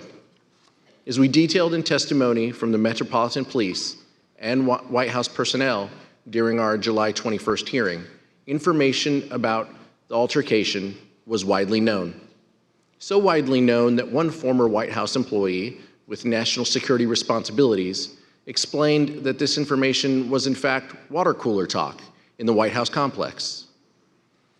As that professional told us, they remember hearing in the days after January 6th how angry the president was when he was in a limo that afternoon. That professional also testified that they were specifically informed of the president's irate behavior in the SUV by Mr. Ornato in Mr. Ornato's office. It was Mr. Engel with Mr. Ornato in that office. They'd expressed to me that the president was irate, on the drive up. Mr. Engel did not deny the fact that the president was irate. That, of course, corresponds closely with the testimony you saw this summer from Cassidy Hutchinson, a Metropolitan Police officer who was in the motorcade, and from multiple sources. Additionally, after concluding its review of the voluminous additional Secret Service communications from January 5th and January 6th, the committee will be recalling witnesses and conducting further investigative depositions based on that material. Following that activity, we will provide even greater detail in our final report. And I will also note this. The committee is reviewing testimony regarding potential obstruction on this issue, including testimony about advice given not to tell the committee about this specific topic. We will address this matter in our report. We also want to remind you now of how security professionals working in the White House complex and who reported to national security officials responded when they learned that Mr. Trump intended to lead the mob to the Capitol. To be completely honest, we were all in a state of shock. Because why? Because it just, one, I think the actual physical feasibility of doing it, and then also we all knew what that indicated and what that meant, that this was no longer a rally, that this was going to move to something else if he physically walked to the Capitol. I don't know if you want to use the word insurrection, coup, whatever. We all knew that this would move from a normal, democratic, public event into something else. Why were we alarmed? Right. The president wanted to lead tens of thousands of people to the Capitol. I think that was enough grounds for us to be alarmed. President Trump was still considering traveling to the Capitol even after returning to the White House. He knew well before 2 p.m. that a violent riot was underway at the Capitol. He was aware of the ongoing lawlessness, but his motorcade was held on West Executive Avenue outside the White House because he still wanted to join the crowd. Here's Kayleigh McEnany, the White House press secretary, describing an exchange she had with the president as soon as he arrived back at the White House. So to the best of my recollection, I recall him being saying that he wanted to physically walk and be a part of the march, and then saying that he would ride the beast if he needed to, ride in the presidential limo. From the Secret Service, the Select Committee has also obtained important new evidence on this issue. It shows how frantic this hour must have been for the Secret Service, scrambling to get the President of the United States to back down from a dangerous and reckless decision that put people in harm's way. Take a look at the Secret Service email from 1:19 p.m. on January 6th, the minute that President Trump got out of the presidential vehicle back at the White House. As soon as the president left his motorcade, leadership from the Secret Service contacted Bobby Engel, the lead agent for the presidential detail, and warned him that they were, quote, concerned about an OTR, an off-the-record movement to the Capitol. The people sworn to protect the safety of the President of the United States and who routinely put themselves in harm's way were convinced that this was a bad idea. Secret Service documents also reveal how agents were poised to take President Trump to the Capitol later that afternoon. Agents were instructed to don their protective gear and prepare for a movement. A few minutes later, they were told the president would leave for the Capitol in 2 hours. It wasn't until 1:55 p.m. that the president's lead Secret Service agent told them to stand down. We are not doing an OTR to the Capitol. By then, rioters had breached the Capitol and were violently attacking the efforts of the brave men and women in law enforcement trying to resist the mob. President Trump may not have gone to the Capitol on January 6th, but what he did from the White House cannot be justified. While congressional leaders, both Democrats and Republicans, worked with Vice President Pence to try and address the violence, President Trump refused urgent pleas for help from nearly everyone around him. And what he did do only made the situation worse. Mr. Chairman, I yield back. The gentleman yields back. that, the chair recognizes the gentleman from Maryland, Mr. Raskin, for an opening statement. Thank you, Mr. Chairman. The president was still exhorting his supporters at the Ellipse to go fight like hell at 12:50, around the time that the first wave of rioters first breached barricades defending the Capitol. Secret Service documents we recently received give a timeline of precisely what the White House knew and when.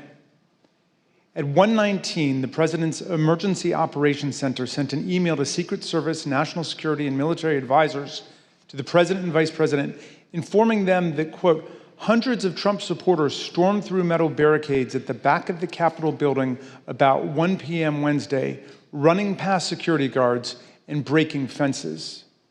When the President returned to the White House around 1:20, he entered the Oval Office and was told right then about the onset of violence at the Capitol. From that point until approximately 4 p.m., over the next 2 hours and 40 minutes, the President stayed in the White House dining room, attached to the Oval Office, and watched this unprecedented assault take place at the Capitol. We have testimony from several members of the President's White House staff establishing that President Trump refused entreaties from his closest advisors and family members to tell his supporters to stand down and leave the Capitol. Here's the testimony of President Trump's White House counsel, Pat Cipollone. I can't talk about conversations with the president, but I can generically say that I said, you know, people need to be told, there needs to be a public announcement fast that they need to leave the Capitol. And Pat, could you let us know approximately when you said that? Approximately when? Almost immediately after I found out people were getting into the Capitol or approaching the Capitol in a way that was violent. You on the staff did not want people to leave the Capitol. On the staff? In the White House. I can't think of anybody, you know, on that day who didn't want people to get out of the Capitol once the, you know, particularly once the violence started. No. I mean,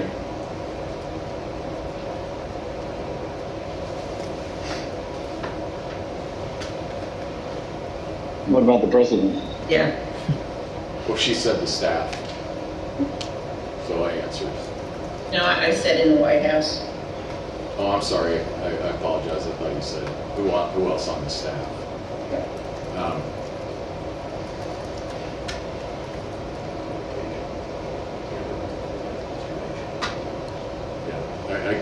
I can't reveal communications, but obviously I think, you know,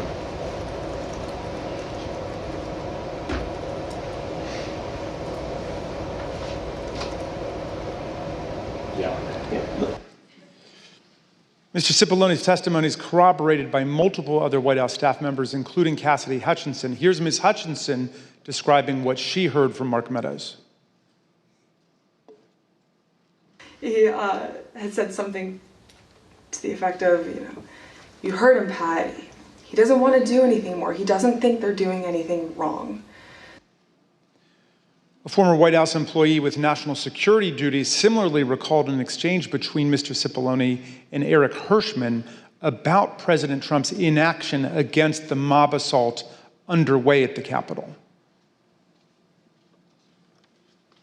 Mr. Hirschman said something to Mr. Cipollone. He seemed to relay that, you know, the president didn't want anything done. Throughout this period, some of the president's most important political allies, family members, and senior staff all begged him to tell his supporters to disperse and go home. They included Sean Hannity, Laura Ingraham, and other allies at Fox News, his son, Donald Trump Jr., the House Minority Leader, Kevin McCarthy, others in Congress and officials in the cabinet and the executive branch. All of them made appeals to Donald Trump, which he rejected and he ignored. The Select Committee interviewed several people who were in the dining room with Donald Trump that afternoon, and every single one of these witnesses told us that he was watching the violent battles rage on television.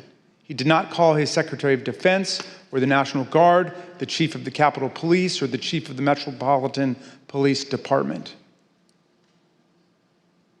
And to your knowledge, was the president in that private dining room the whole time that the attack on the Capitol was going on?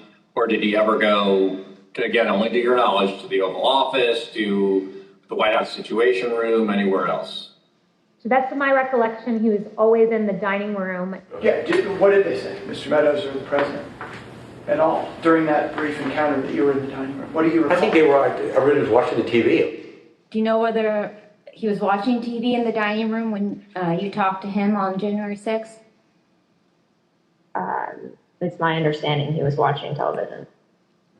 When you were in the dining room in these discussions, was the violence at the Capitol visible on the screen on the television?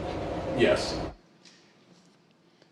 As the president watched the bloody attack unfold on Fox News from his dining room, members of Congress and other government officials stepped into the gigantic leadership void created by the president's chilling and studied passivity that day. What you're about to see is previously unseen footage of congressional leaders, both Republicans and Democrats, as they were taken to a secure location during the riot. You'll see how everyone involved was working actively to stop the violence, to get federal law enforcement deployed to the scene, to put down the violence and secure the Capitol complex. Not just Democrats like Speaker Nancy Pelosi and House Majority Leader Steny Hoyer, but Republicans like Vice President Pence, Senate Majority Leader Mitch McConnell, Majority Whip John Thune, and countless other appointees across the administration. All of them did what President Trump was not doing, what he simply refused to do. Take a listen.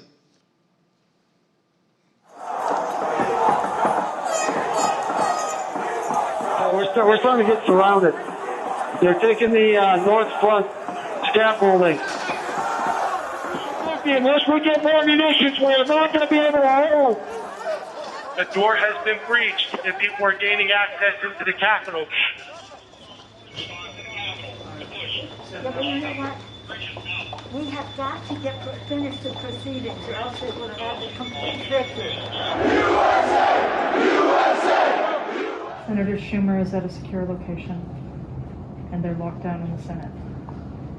There has to be some way we can maintain the sense that people have that there's some security or some confidence that government can function and that we can elect the President of the United States.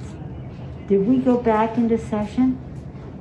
We did go back into session, but now apparently everybody on the floor is putting on tear gas masks to prepare for a breach. Well, I'm trying to get more information. They're putting on their tear gas masks. I can't. We need an area for the House members. They're all walking over now through the tunnels.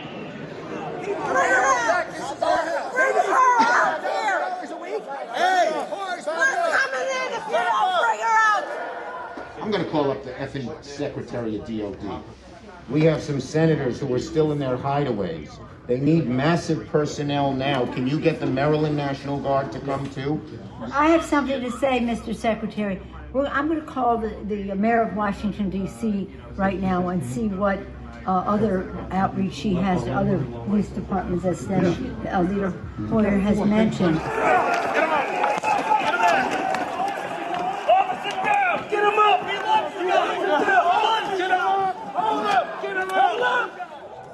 Hi, Governor. This is Nancy. Governor, I don't know if you have been approached about the Virginia National Guard. Mr. Hoyer was speaking to Governor Hogan, but I still think you probably need the okay of the federal government in order to come into another jurisdiction. Thank you. Secretary of the Army. Oh my gosh, they're just breaking windows, they're doing all kinds of, it's really, that they said somebody was shot. It's just horrendous, and all at the instigation of the President of the United States. Okay, thank you, Governor. I appreciate what you're doing, and if you don't mind, I'd like to stay in touch. Thank you. Okay. Thank you. Bye-bye. Virginia Guard has been called in. You know, I'm just talking to Governor Northam, and what he said is they sent 200 of state police and a unit of the National Guard. They're breaking windows and going in, obviously ransacking our offices and all the rest of that. That's nothing. The concern we have about personal harm, personal safety, is it just transcends everything. But the fact is, on any given day, they're breaking the law in many different ways. And quite frankly, much of it at the instigation of the President of the United States. And now, if he could at least somebody. Yeah, why don't you get the President to tell them to leave the Capitol, Mr. Attorney General, in your law enforcement responsibility? A public statement, they should all leave.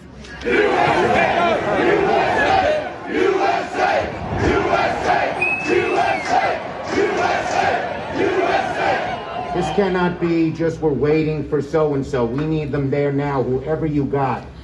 You also have troops. This is Steny Hoyer. Troops. Okay, so we have a little bit of time to make that decision. Andrews Air Force Base. All right. Other military bases. Thank you. We Thanks, need Paul. active Bye. duty National Guard. How soon in the future can you have the place evacuated, pulled, cleaned out? I don't want to speak for the leadership that's going to be responsible for executing the operation, so I'm not going to say that because they're on the ground and they're the experts. Well, just pretend for a moment it was the Pentagon or the White House or some other entity that was under siege. And let me say, you can logistically get people there as you make the plan.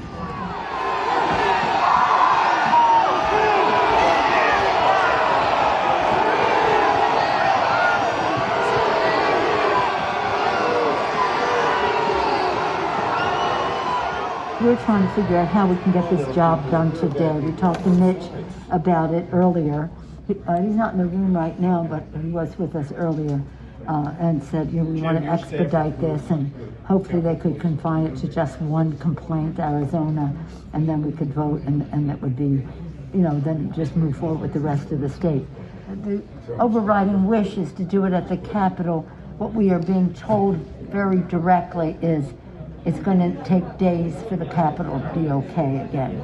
We've gotten a very bad report about the condition of the House floor with defecation and all that kind of thing as well. I don't think that that's hard to clean up, but I do think it is more from a security standpoint of making sure that everybody is out of the building, and how long will that take? I just got off with the Vice President. And I got off with the Vice President-elect. So I'll tell him. Okay. But what we left the conversation with, because he said he had the impression from Mitch that Mitch wants to get everybody back to do it there. Yes. I said, well, we're getting a counterpoint that is, we could take time to clean up the poo-poo that they're making all over them, literally and figuratively in the Capitol, and that it may take days to get back. And I'm at the Capitol building. I'm literally standing with the chief of police of the U.S. Capitol Police. He just informed me what you will hear through official channels. Paul Irving, your sergeant at arms, will inform you that their best information is that they believe that the House and the Senate will be able to reconvene in roughly an hour. Good news. So your sergeant at arms will be in touch about the process for getting members back into the building. Thank you very much, Mr. Vice President. Good news.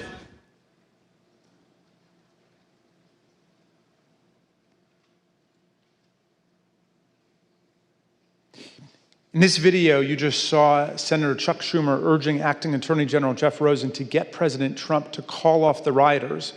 Of course, Acting AG Rosen did take action to defend the government, as did many other officials, but congressional leadership recognized on a bipartisan basis that President Trump was the only person who could get the mob to end its violent siege of the Congress, leave the Capitol, and go home. Here's Senator McConnell speaking after January 6th about how President Trump abandoned his duties and failed to do his job. It was obvious that only President Trump could end this. He was the only one who could. Former aides publicly begged him to do so. Loyal allies frantically called the administration. The president did not act swiftly. He did not do his job. He didn't take steps so federal law could be faithfully executed and order restored. No. In the midst of this violent chaos, Kevin McCarthy implored Donald Trump to tell his supporters in the mob to leave the Capitol. And when that didn't work, McCarthy called Trump's adult children to try to get them to intercede with Trump to call off the insurrectionary violence. In our prior hearings, we showed you a description of what McCarthy told Republican Congresswoman Jamie Herrera Butler about his conversation with Trump during the violence. Another witness, Mick Mulvaney, President Trump's former chief of staff, has also come forward and corroborated her shocking account. You know, I asked Kevin McCarthy, who's the Republican leader, about this, and he said he called Donald Trump. He finally got through to Donald Trump, and he said, "You have got to get on TV. You've got to get on Twitter. You've got to call these people off." You know what the president said to him? This is as it's happening. He said, "Well, Kevin, these aren't my people. You know, these are Antifa." And Kevin responded and said, "No, they're your people. They literally just came through my office windows, and my staff are running for cover. I mean, they're running for their lives. You need to call them off." And the president's response to Kevin, to me, was chilling. He said, "Well, Kevin, I guess they're just more upset about the election, theft than you are." And that's, you've seen widespread reports of Kevin McCarthy and the president having basically a swearing conversation. That's when the swearing commenced, because the president was basically saying, "Nah, I'm okay with this." I had a conversation at some point in the day or week after the riot with Kevin McCarthy. Yeah, it was very similar to what Jamie had. The conversation she had retold about how he called and asked the president to get them to stop, and the president told him something along the lines of, "Kevin, maybe these people are just more angry about this than you are, maybe more upset." I had the conversation similar to that with Kevin in the day to week after the riot. And we know how Kevin McCarthy described President Trump's conduct, both in public and in private. The president bears responsibility for Wednesday's attack on Congress by mob rioters. He should have immediately denounced the mob when he saw what was unfolding. These facts require immediate action by President Trump. Accept his share of responsibility, quell the brewing unrest, and ensure President-elect Biden is able to successfully begin his term. But let me be very clear to all of you, and I've been very clear to the president. He bears responsibilities for his words and actions. No ifs, ands, or buts. I asked him personally today, does he hold responsibility for what happened? Does he feel bad about what happened? He told me he does have some responsibility for what happened. And he needs to acknowledge that. 2:24 p.m., knowing the deadly riot was now bearing down on his own vice president, President Trump composed and sent a tweet attacking Vice President Pence, accusing him of cowardice for not unilaterally rejecting Electoral College votes for Joe Biden and simply handing Trump the presidency. The impact of that tweet was foreseeable and predictable. It further inflamed the mob, which was chanting, "Hang Mike Pence," and provoked them to even greater violence. This deliberate decision to further enrage the mob against Vice President Pence cannot be justified by anything that President Trump might have thought about the election. The tweet came precisely at the time Pence's Secret Service detail was most seriously concerned for the vice president's physical safety. We've obtained new documents from the Secret Service, real-time chats that underscore the threat they knew the vice president would be facing because of the president's escalating incitement of the mob. After Trump's tweet, one agent in the Secret Service's intelligence division immediately warned, "POTUS just tweeted about Pence, probably not going to be good for Pence." Another agent reported the dramatic impact of Trump's anti-Pence tweet on his followers. POTUS said he lacked courage. Over 24,000 likes in under 2 minutes. Employees at Twitter were nervously monitoring the situation. They knew that certain Twitter users were rioting at the Capitol and tweeting about it at the same time. As the afternoon progressed, the company detected a surge in violent hashtags on the platform, including lines of lethal incitement like "Execute Mike Pence." Listen to this former Twitter employee, Anika Navarrete, who first came to the committee anonymously, but has now bravely agreed to be named because she wants to speak out about the magnitude of the threats facing our people. And you were also seeing content on the platform at that time that was threatening towards the vice president. Hashtag execute Mike Pence. They were literally calling for his execution. As this tweet was going out. Yes. And in response to this tweet too, because I think as many of Donald Trump's tweets did, it again fanned the flames, and it was individuals who were already constructing gallows, who were already willing and able and wanting to execute someone and looking for someone to be killed. Now the individual who has called upon them to begin this coup is now pointing the finger at another individual while they're ready to do this.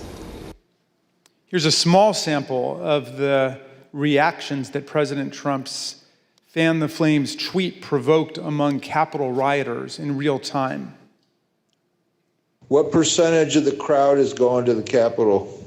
100%. It is spread like wildfire that Pence has betrayed us, and everybody's marching on the Capitol, all 1 million of us. It's insane. Not stick up for Donald Trump.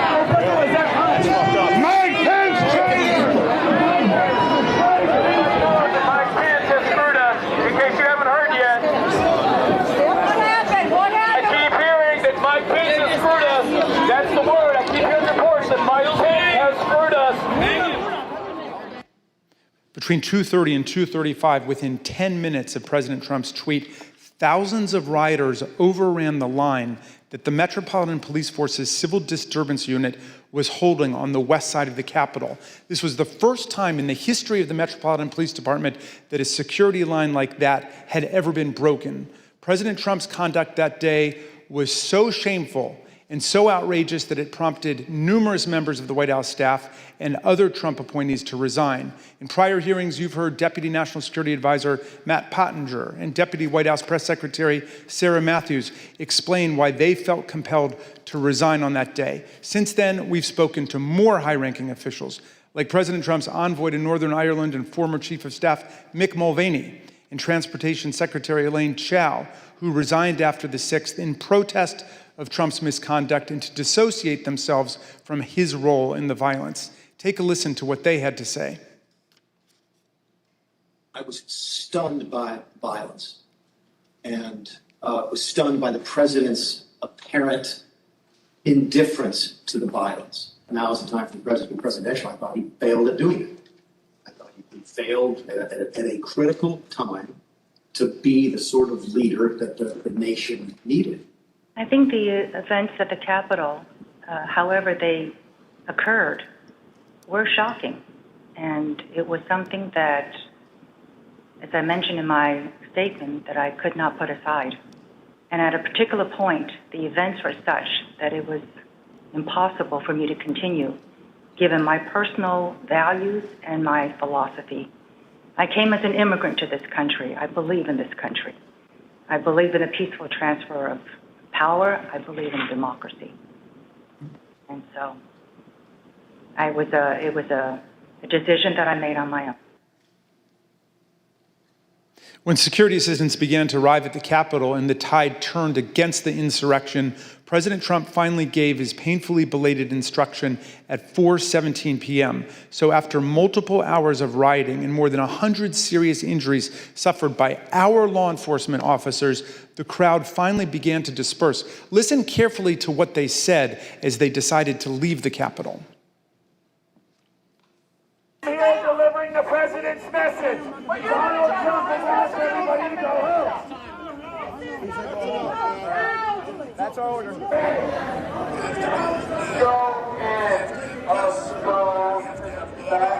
Says go home. He says go home. Yeah, he said to go home.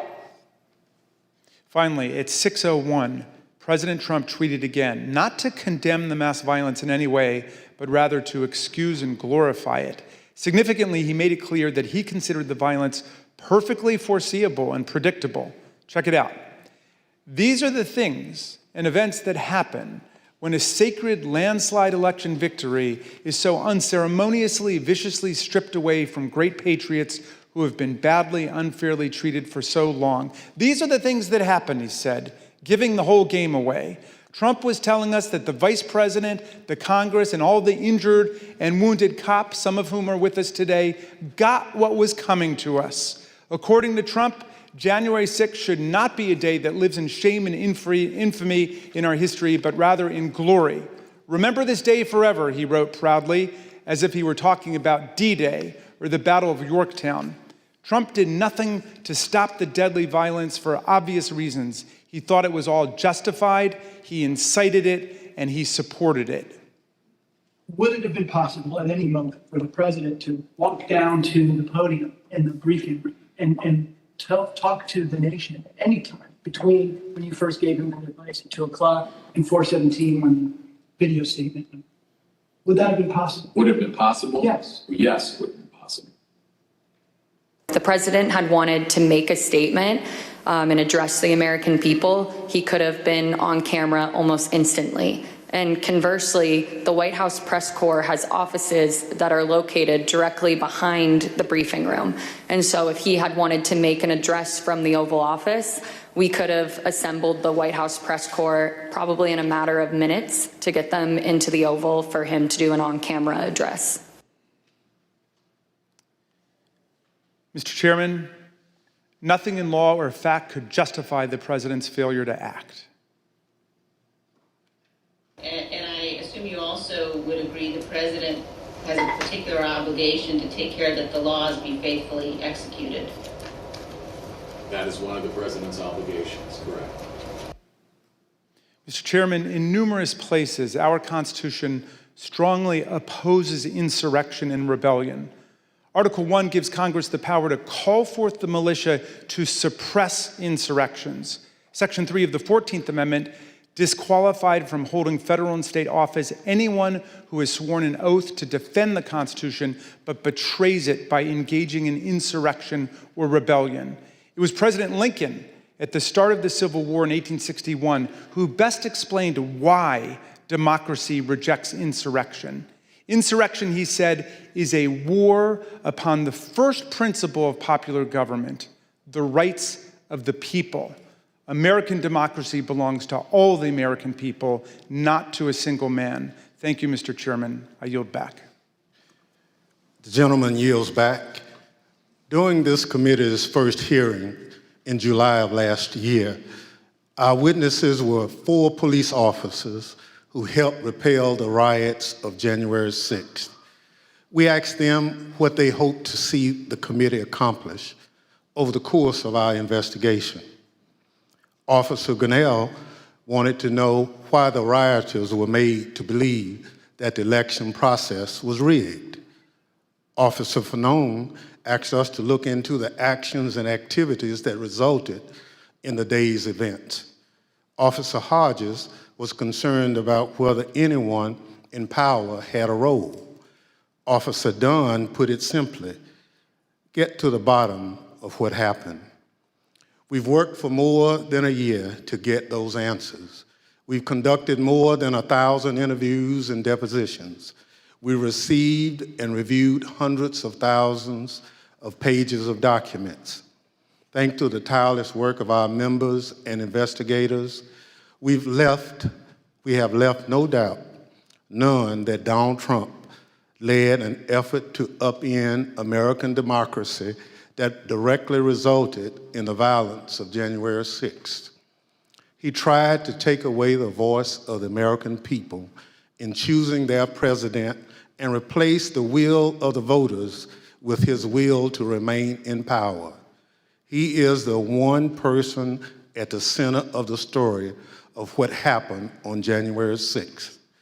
So we want to hear from him. The committee needs to do everything in our power to tell the most complete story possible and provide recommendations to help ensure nothing like January 6th ever happens again. We need to be fair and thorough and gain a full context for the evidence we've obtained. But the need for this committee to hear from Donald Trump goes beyond our fact-finding. This is a question about accountability to the American people. He must be accountable. He is required to answer for his actions. He's required to answer to those police officers who put their lives and bodies on the line to defend our democracy. He's required to answer to those millions of Americans whose votes he wanted to throw out as part of his scheme to remain in power. And whatever is underway to ensure this accountability under law, this committee will demand a full accounting to every American person of the events of January 6th. So it is our obligation to seek Donald Trump's testimony. There's precedent in American history for Congress to compel the testimony of a president. There's also precedent for presidents to provide testimony and documentary evidence to congressional investigators.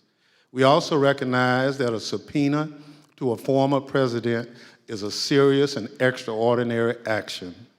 That's why we want to take this step in full view of the American people, especially because the subject matter at issue is so important to the American people and the stakes are so high for our future and our democracy. And so I recognize the Vice Chair, Ms. Cheney of Wyoming, to offer a motion. Mr. Chairman, pursuant to today's notice, I send to the desk a committee resolution and ask for its immediate consideration. The clerk will report the resolution. Committee Resolution 1, resolved that the chairman be and is hereby directed to subpoena Donald J. Trump for documents and testimony in connection with the January 6th attack on the United States Capitol pursuant to Section 5C4 of House Resolution 503 and Clause 2M of Rule 11 of the Rules of the House of Representatives.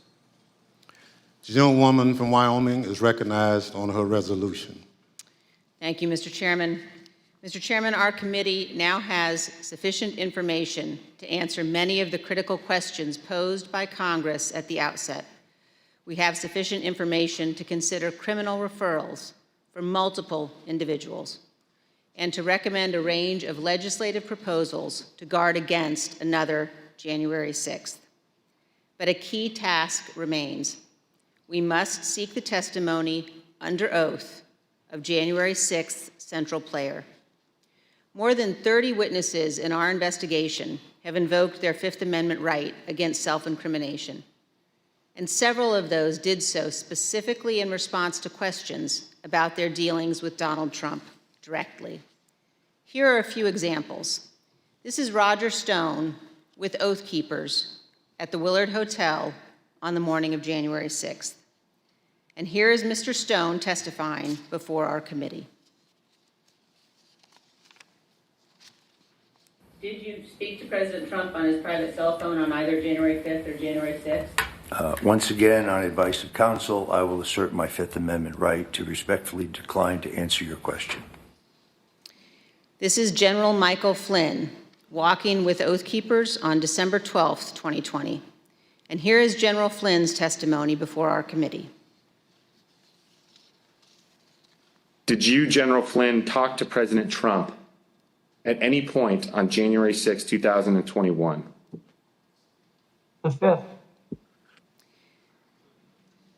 Here is John Eastman, fraudulently instructing tens of thousands of angry protesters that the vice president could change the election outcome on January 6th.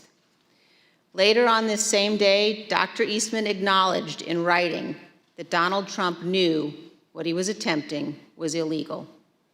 Here is John Eastman testifying before our committee.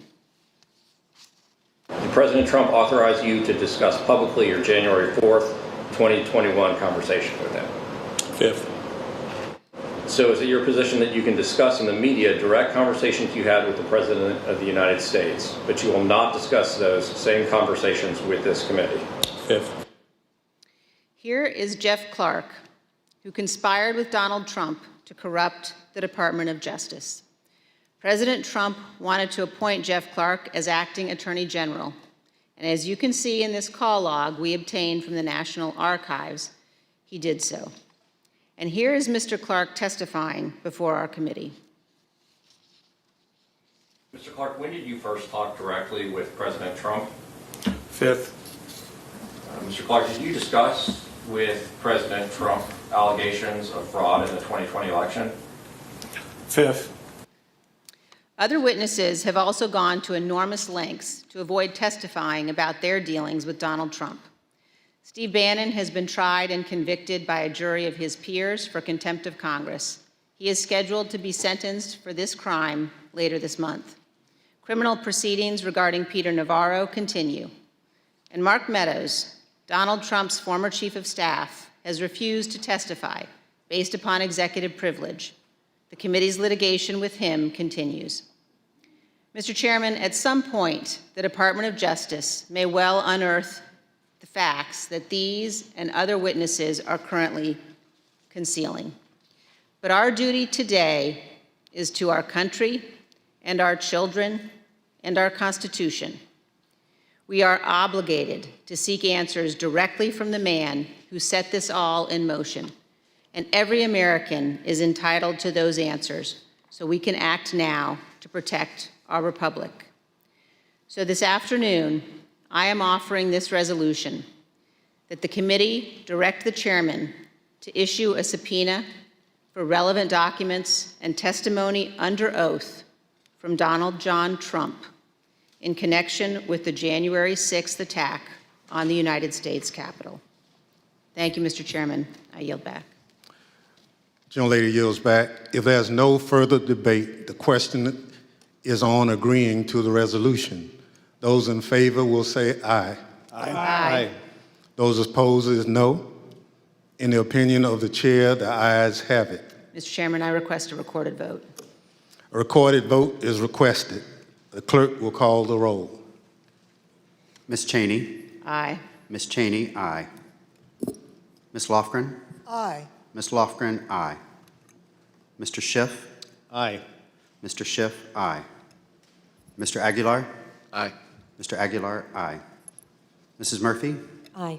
Mrs. Murphy, aye. Mr. Raskin. Aye. Mr. Raskin, aye. Mrs. Luria. Aye. Mrs. Luria, aye. Mr. Kinzinger. Kinzinger, aye. Mr. Kinzinger, aye. Mr. Chairman. Aye. Mr. Chairman, aye. The clerk will report the vote. Mr. Chairman, on this vote, there are 9 ayes and 0 noes. The resolution is agreed to. Without objection, a motion to reconsider is laid on the table.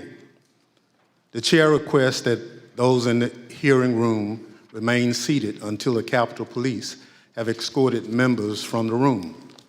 Without objection, the committee stands adjourned. And there you have it there. Chairman Benny Thompson of the Select Committee to investigate January 6th has just wrapped up today's hearing. We've been following along as the committee has presented some new evidence, new documents from a subpoena to the Secret Service, new footage as well from the day itself on January 6th, members of Congress as they were sheltering in secure locations. And we saw there a compelling vote there as the committee decided that they will indeed subpoena former President Donald Trump to try to get him to testify and answer questions they have for him. I'm joined here in the studio by Mary McCord, former Justice Department official, and Jamil Jaffer, former associate counsel in the White House. They have been watching this hearing and the 8 hearings previous as well. That was quite a moment I just want to reflect on at the end of that hearing. What did you think as you heard Liz Cheney introduce the motion and the committee vote to subpoena a former president?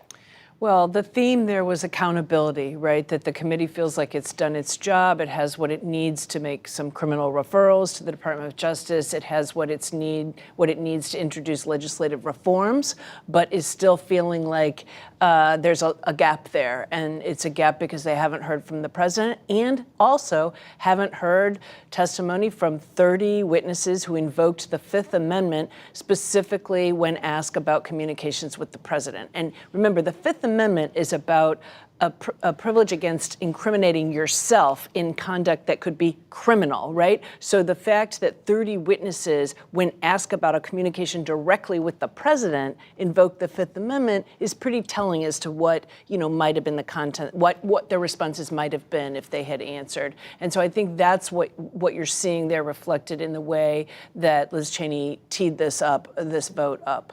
Jamil, you have to go pretty far back to find the historical precedent for a moment like this. What are you thinking as you watch that vote unfold? Well, four former presidents have testified before Congress. 3 sitting presidents and 1 sitting vice president have testified formally before Congress at the request of Congress, almost all voluntarily. There have been examples of Congress subpoenaing presidents in the past. There's some potentially compelled testimony, some voluntary. But at the end of the day, the question is, they want to hold the president accountable. Okay, there are a couple ways to hold the president accountable. One, when he was in office, an effort to impeach. That happened, right? Second, elections. This former president is considering running again. That's an opportunity to hold the president accountable. What will subpoenaing him accomplish, right, other than give him an opportunity to once again talk about these events? Does the committee think that the president is going to concede, right? That's obviously not going to happen, right? To the contrary, it just gives him another platform to tell a story if he chooses to do it. If he doesn't, he fights it in the courts all the way up to the Supreme Court potentially. And he's got not a bad basis to argue he doesn't have to testify. 1, he's got executive privilege, right? 2, he's got the Fifth Amendment. He's got a lot of ways out of this thing. The question is, what does the committee hope to achieve here? And how do they avoid the concern that they're going to be called political, even though there are 2 Republicans on the committee? This is a real challenge. And of course, there's about to be an election in just 2 weeks, right? And it seems likely Republicans are likely to win the House. How's the committee going to play this out in the long run? Mary, walk that forward for me then from that point. What could the committee do to compel someone to testify under subpoena, especially with a former president? What could happen here? Well, I just want to say, first off, that, Donald Trump has said numerous times throughout these committee hearings, I'm not getting a chance to tell my side of the story. So I think it's not entirely clear that he will fight this. I think his lawyers will tell him to fight this. They will say they should litigate it. And it remains to be seen whether he follows the advice of his lawyers. We certainly know repeatedly that he has not followed that advice. But, then if this is challenged in court, it will play out on issues of executive privilege, for Fifth Amendment privilege.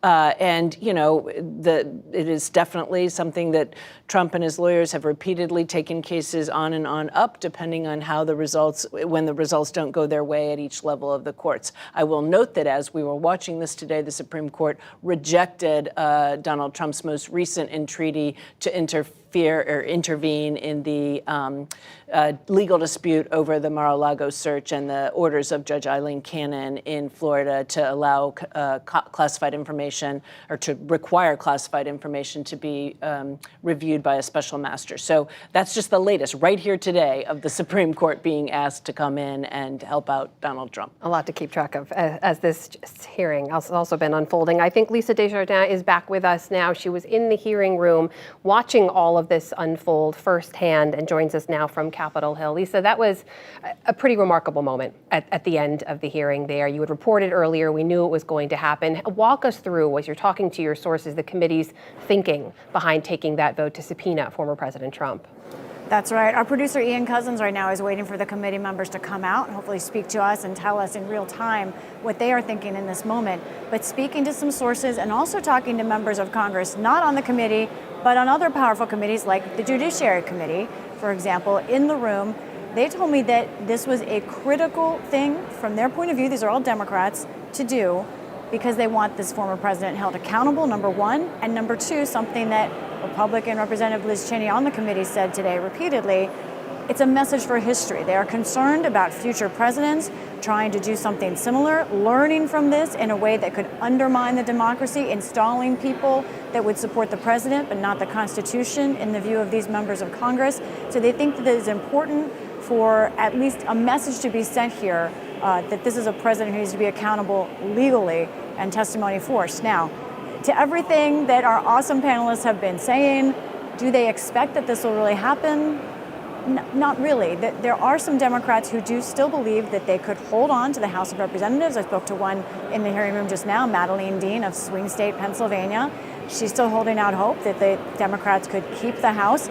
If so, then we would have a legal battle over how a subpoena is enforced if former President Trump chooses not to comply.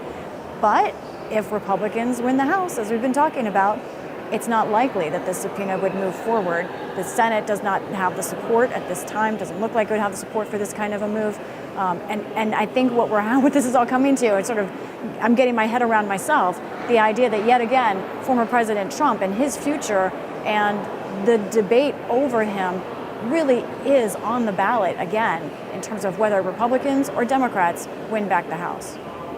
Lisa, that's so true. It was a lot, of course, riding, a lot unknown until after those midterm elections coming up very, very soon. There was a lot of other new information, though, packed into these last two presentations by members of the committee. I have to say, some really compelling video we had never seen before. They've compiled before security video showing members of Congress running for safety on the actual day as the rioters and insurrectionists stormed the building. For the first time, we saw some of the work some of those leaders were doing, working the phones, trying to ensure personnel safety and get back to work, quite frankly. What did you think watching that unfold? Well, it just pointed up how absent Trump was, right? How, it took every other leader in Congress on the Senate side, on the House side, within the Capitol Police to, call everyone they could think of, the Department of Defense, law enforcement, to send help, send reinforcement, calling the Attorney General, the acting Attorney General, saying, please intervene with the president. But of course, all of that was falling on deaf ears. And they were trying to do two things. They were trying to, secure the safety of the members and the staff and everyone within the Capitol. But they also, and I think this was pretty telling, listening to Nancy Pelosi and others talk about the importance of being able to get back to work, get back the House and Senate into session, which is what they were obligated by law and the Constitution to do on January 6th, and continue the voting of the electoral college votes, So they had both of these compelling interests. Now, I'd like to think that safety was the first, and I'm sure it was, but they also knew they really had to finish this work. Otherwise, Trump would have succeeded. Jamil, there's also a very deliberate timeline they lay out. We knew parts of it before, but this was based on reports and information, text chats that they got from the Secret Service under subpoena that showed exactly what the White House knew and when. What was revealed to us about that? Well, look, I think, Amna, the main thing we learned was the Secret Service knew for a long time about the threats that were coming up, right? They didn't take effective action or effective enough action to protect the most important player that day, the Vice President of the United States, right? And they didn't share that information with the Capitol Police, as we talked about earlier, in a way that would have allowed the Capitol Police to provide protection for the members of Congress and their staffs who were on the run that day. But I think Mary's exactly right. What you saw in that footage that we saw in this last session was the people's representatives in Congress, right? Republicans and Democrats alike. We want to get back to work. We want to do the people's business. Whatever the outcome of that was, whether in favor of President Trump or in favor of the now President Biden, right? They wanted to get back to work and finish their work, the work of the American people. And the one person who could have made that happen faster, the President of the United States, sat on his hands for hours and hours, not because he wasn't aware of what was going on. He was watching TV. We all know he knew what was happening, but because that's what he wanted to see. He wanted the work not to get done. He wanted the vice president to do what he wanted to do, not what the vice president was planning to do, which he knew the vice president was planning to do. And that's the real thing. When everyone talks about democracy, when all the president's supporters talk about democracy, we watched democracy in action when the House and Senate came back into session and did their work. The president himself and the people around him tried to stop that from happening, the people who supported him, while his staff, all those Republicans on his staff, said, no, Mr. President, you've got to let them go back to work. You have to call these people off. And remember what the president said at the end, even after being forced to go on TV and tweet, hey, leave the Capitol, I love you. This election was stolen from you. He repeated that again and again. he made clear to the people that were at the Capitol that day that whatever they had done was, in some ways, in his view, the right thing. Maybe now was time to stop, but when they did it, he was behind them. And Minority Leader McCarthy was right at the time. The president bore responsibility for what happened that day. He might have walked it back now, but he was right that next day when he walked to the floor and said the president is responsible for what happened. Mitch McConnell also took to the floor, delivered a similar message. 2 hours and 40 minutes, we now know from these documents, the president waited before delivering that message. But on this point of what was happening on Capitol Hill, I want to bring in Lisa Desjardins because she has the unique view and perspective of having been inside that building on that day, experiencing this firsthand. Lisa, I was outside with the insurrectionists. You were inside. To see that video now from your perspective, watching what was happening among members of Congress, Democrats and Republicans, we should point out. I'm curious your thoughts as you saw that. Yeah, we were on opposite sides of that difficult situation, to say the least. I'm probably much like you, Amna, that I prefer to look at how everyone else is observing it. And I did look at what was going on in the room around me, members of Congress, but especially members of the U.S. Capitol Police. We have some photos that I took while that video was being shown. And you could see in the eyes of those Capitol Police officers who were there in the midst of that assault, the difficulty they have. One of them, Sergeant Aquilino Ganell, is the one you could see bowing his head down, wiping his eyes. And it took a long time. He was trying not to express that emotion. And in the end, he did try to kind of quickly calm himself. But that is an officer who was at the west front of the Capitol, which many people have seen that as the most violent footage from the attack. He himself no longer able to have regular duty as a police officer because of the trauma of that day. And I think you could really feel the gravity of the moment. All of these legal arguments and even important philosophical arguments about our Constitution and the danger that someone like Representative Cheney sees. You saw that the power of it when you were looking at the reaction, specifically of those men and women in the front row. But I can also tell you, this hearing, we came into it, honestly, with maybe not the highest expectations for what it might be. There was some thought that it was going to be kind of a summary of everything else we've seen before. There might not be that much new. But I think that footage was so gripping. And as someone who covers Congress, someone who's always wanted to be in that room with our leaders when they're making a historic decision, to be there as Nancy Pelosi is urging the Secretary of Defense, as Senator Schumer is urging for more help. Can the Maryland National Guard come? Just extraordinary. I was sort of still speechless taking it in.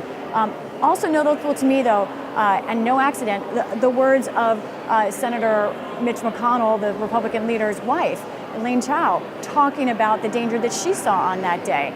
It's very clear what they're doing here. They're trying to say Republicans who have not called out former President Trump in the way this committee has, you're hypocritical. And those around you and you yourselves have stood up on this before. Why aren't you doing it now? One other note, Kevin McCarthy, obviously, he wants to be the new House Speaker. And it was interesting to me that in those videos, when you saw those House leaders and the Senate leaders gathered, I did not see Kevin McCarthy in that group. There's different reporting about his whereabouts different times. It was just one moment. Maybe he joined them later. It's hard to say. Perhaps that was selectively edited. But it was notable that there were Republicans there gathered around with the leaders of the House and Senate. Kevin McCarthy was not among them. We know he was trying to talk to the president. But he remains an interesting and important political figure, very closely tied with January 6th in ways that we still don't exactly understand. It's not completely come to light, all of his actions of that day. Lisa, to your point, we should note in those select video clips, we know the committee is very intentional about which clips they show. There was a moment there where you saw Nancy Pelosi, Chuck Schumer, I saw John Thune, Mitch McConnell, Steve Scalise, and others all huddled around the phone together, trying to make sure personnel were safe, staff were safe, and they could get back to work. But I should note, also among the testimony, Jamil, we heard many people reference the direct threats to Vice President Pence, also noting in the new Secret Service chats that they were noting President Trump was directly calling him out. We saw one chat in which someone on the Secret Service said, probably not good for Pence. And this is someone we didn't hear from in the hearings. The committee did not choose to invite him or to depose Vice President Pence. I wonder if you still think there are questions unanswered that he could have answered for the committee and their findings? Well, it's hard to know since we haven't heard from him. But what we do know is we heard from his counsel. We heard from a lot of people around him. We also heard from Cassidy Hutchinson, who talked to the president's counsel, right, and who was in with the president saying, "Hey, people at the Capitol are saying hang Mike Pence." And the president's response, at least as retold, now admittedly second, third hand, right, but the president's response was, well, maybe he should be doing the right thing, right? He's getting what he deserved. I mean, the president of the United States, talk about his own vice president who's carrying out his constitutional duty. People are talking about hanging him, people that the president himself had sent to the Capitol, and the president's, well, he got what he deserved. I mean, it's an astounding moment if you think about it, right? The president of the United States, the person he picked to run with him. I think that what we really have to think about in this moment, right? I think what the American people need to think about as we look at this upcoming election and an election 2 years from now is, what does our democracy mean to us, right? Does it mean riots at the Capitol? Does it mean members of Congress doing their work, trying to get the job of the American people done? Does it mean a president who tries to stay in office beyond the time that he was allowed to stay in, that the American people decided he would stay in, right? And what does all that coming together mean? That's why I think this decision to subpoena him sort of at almost an anticlimactic moment could be a big mistake for the committee, right? Today was their wrap-up. Today was their closing arguments, as it were. Now, they're extending it, right? We're going to call the president. Maybe he'll come testify. If he does, he's going to now have an opportunity to make his case to the American people, right, directly. And is that an opportunity that this committee really wants to see? We haven't seen a lot of voices from the other side, from the president's side of this. Mm-hmm. This is his opportunity to make that case. He may very well, as Mary says, ignore the advice of his lawyers, who will almost certainly tell him, don't go there, do not create jeopardy for yourself, and have that conversation. I'm not sure that plays out the way this committee thinks it's going to. Mary, so Jamil makes the very good point. This is about our democracy broadly, right? The committee members have been making this point again and again. We heard at the very beginning, Vice Chair Liz Cheney note the number of individual people who, as she put it, stood in the way of efforts to overturn the election, and people at every level, local, municipal, state, and federal, who did that. Vice President Pence among those people she name-checked.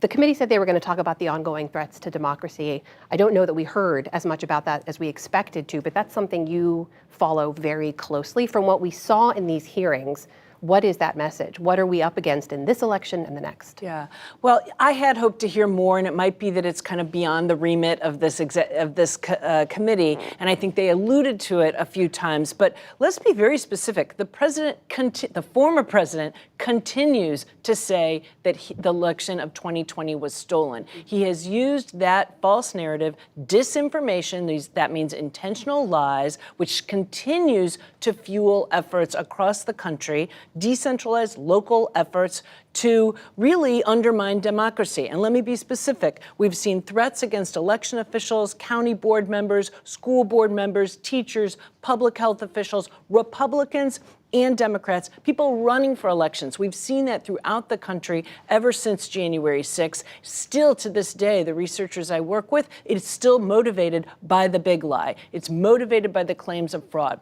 We're now seeing election intimidation. We're seeing calls for tailgate parties at ballot drop boxes to intimidate voters. We've seen intimidating signage near ballot drop boxes. We're seeing election deniers running for offices, and to the point of things held the last time because at the local, state, federal level, people did their jobs. We have well over 100 election deniers running for secretaries of state, governors, people who are in positions who will have authority over elections, have authority to certify or not certify. And this is incredibly destabilizing to democracy, and it's still being driven by one person, and that's Donald Trump.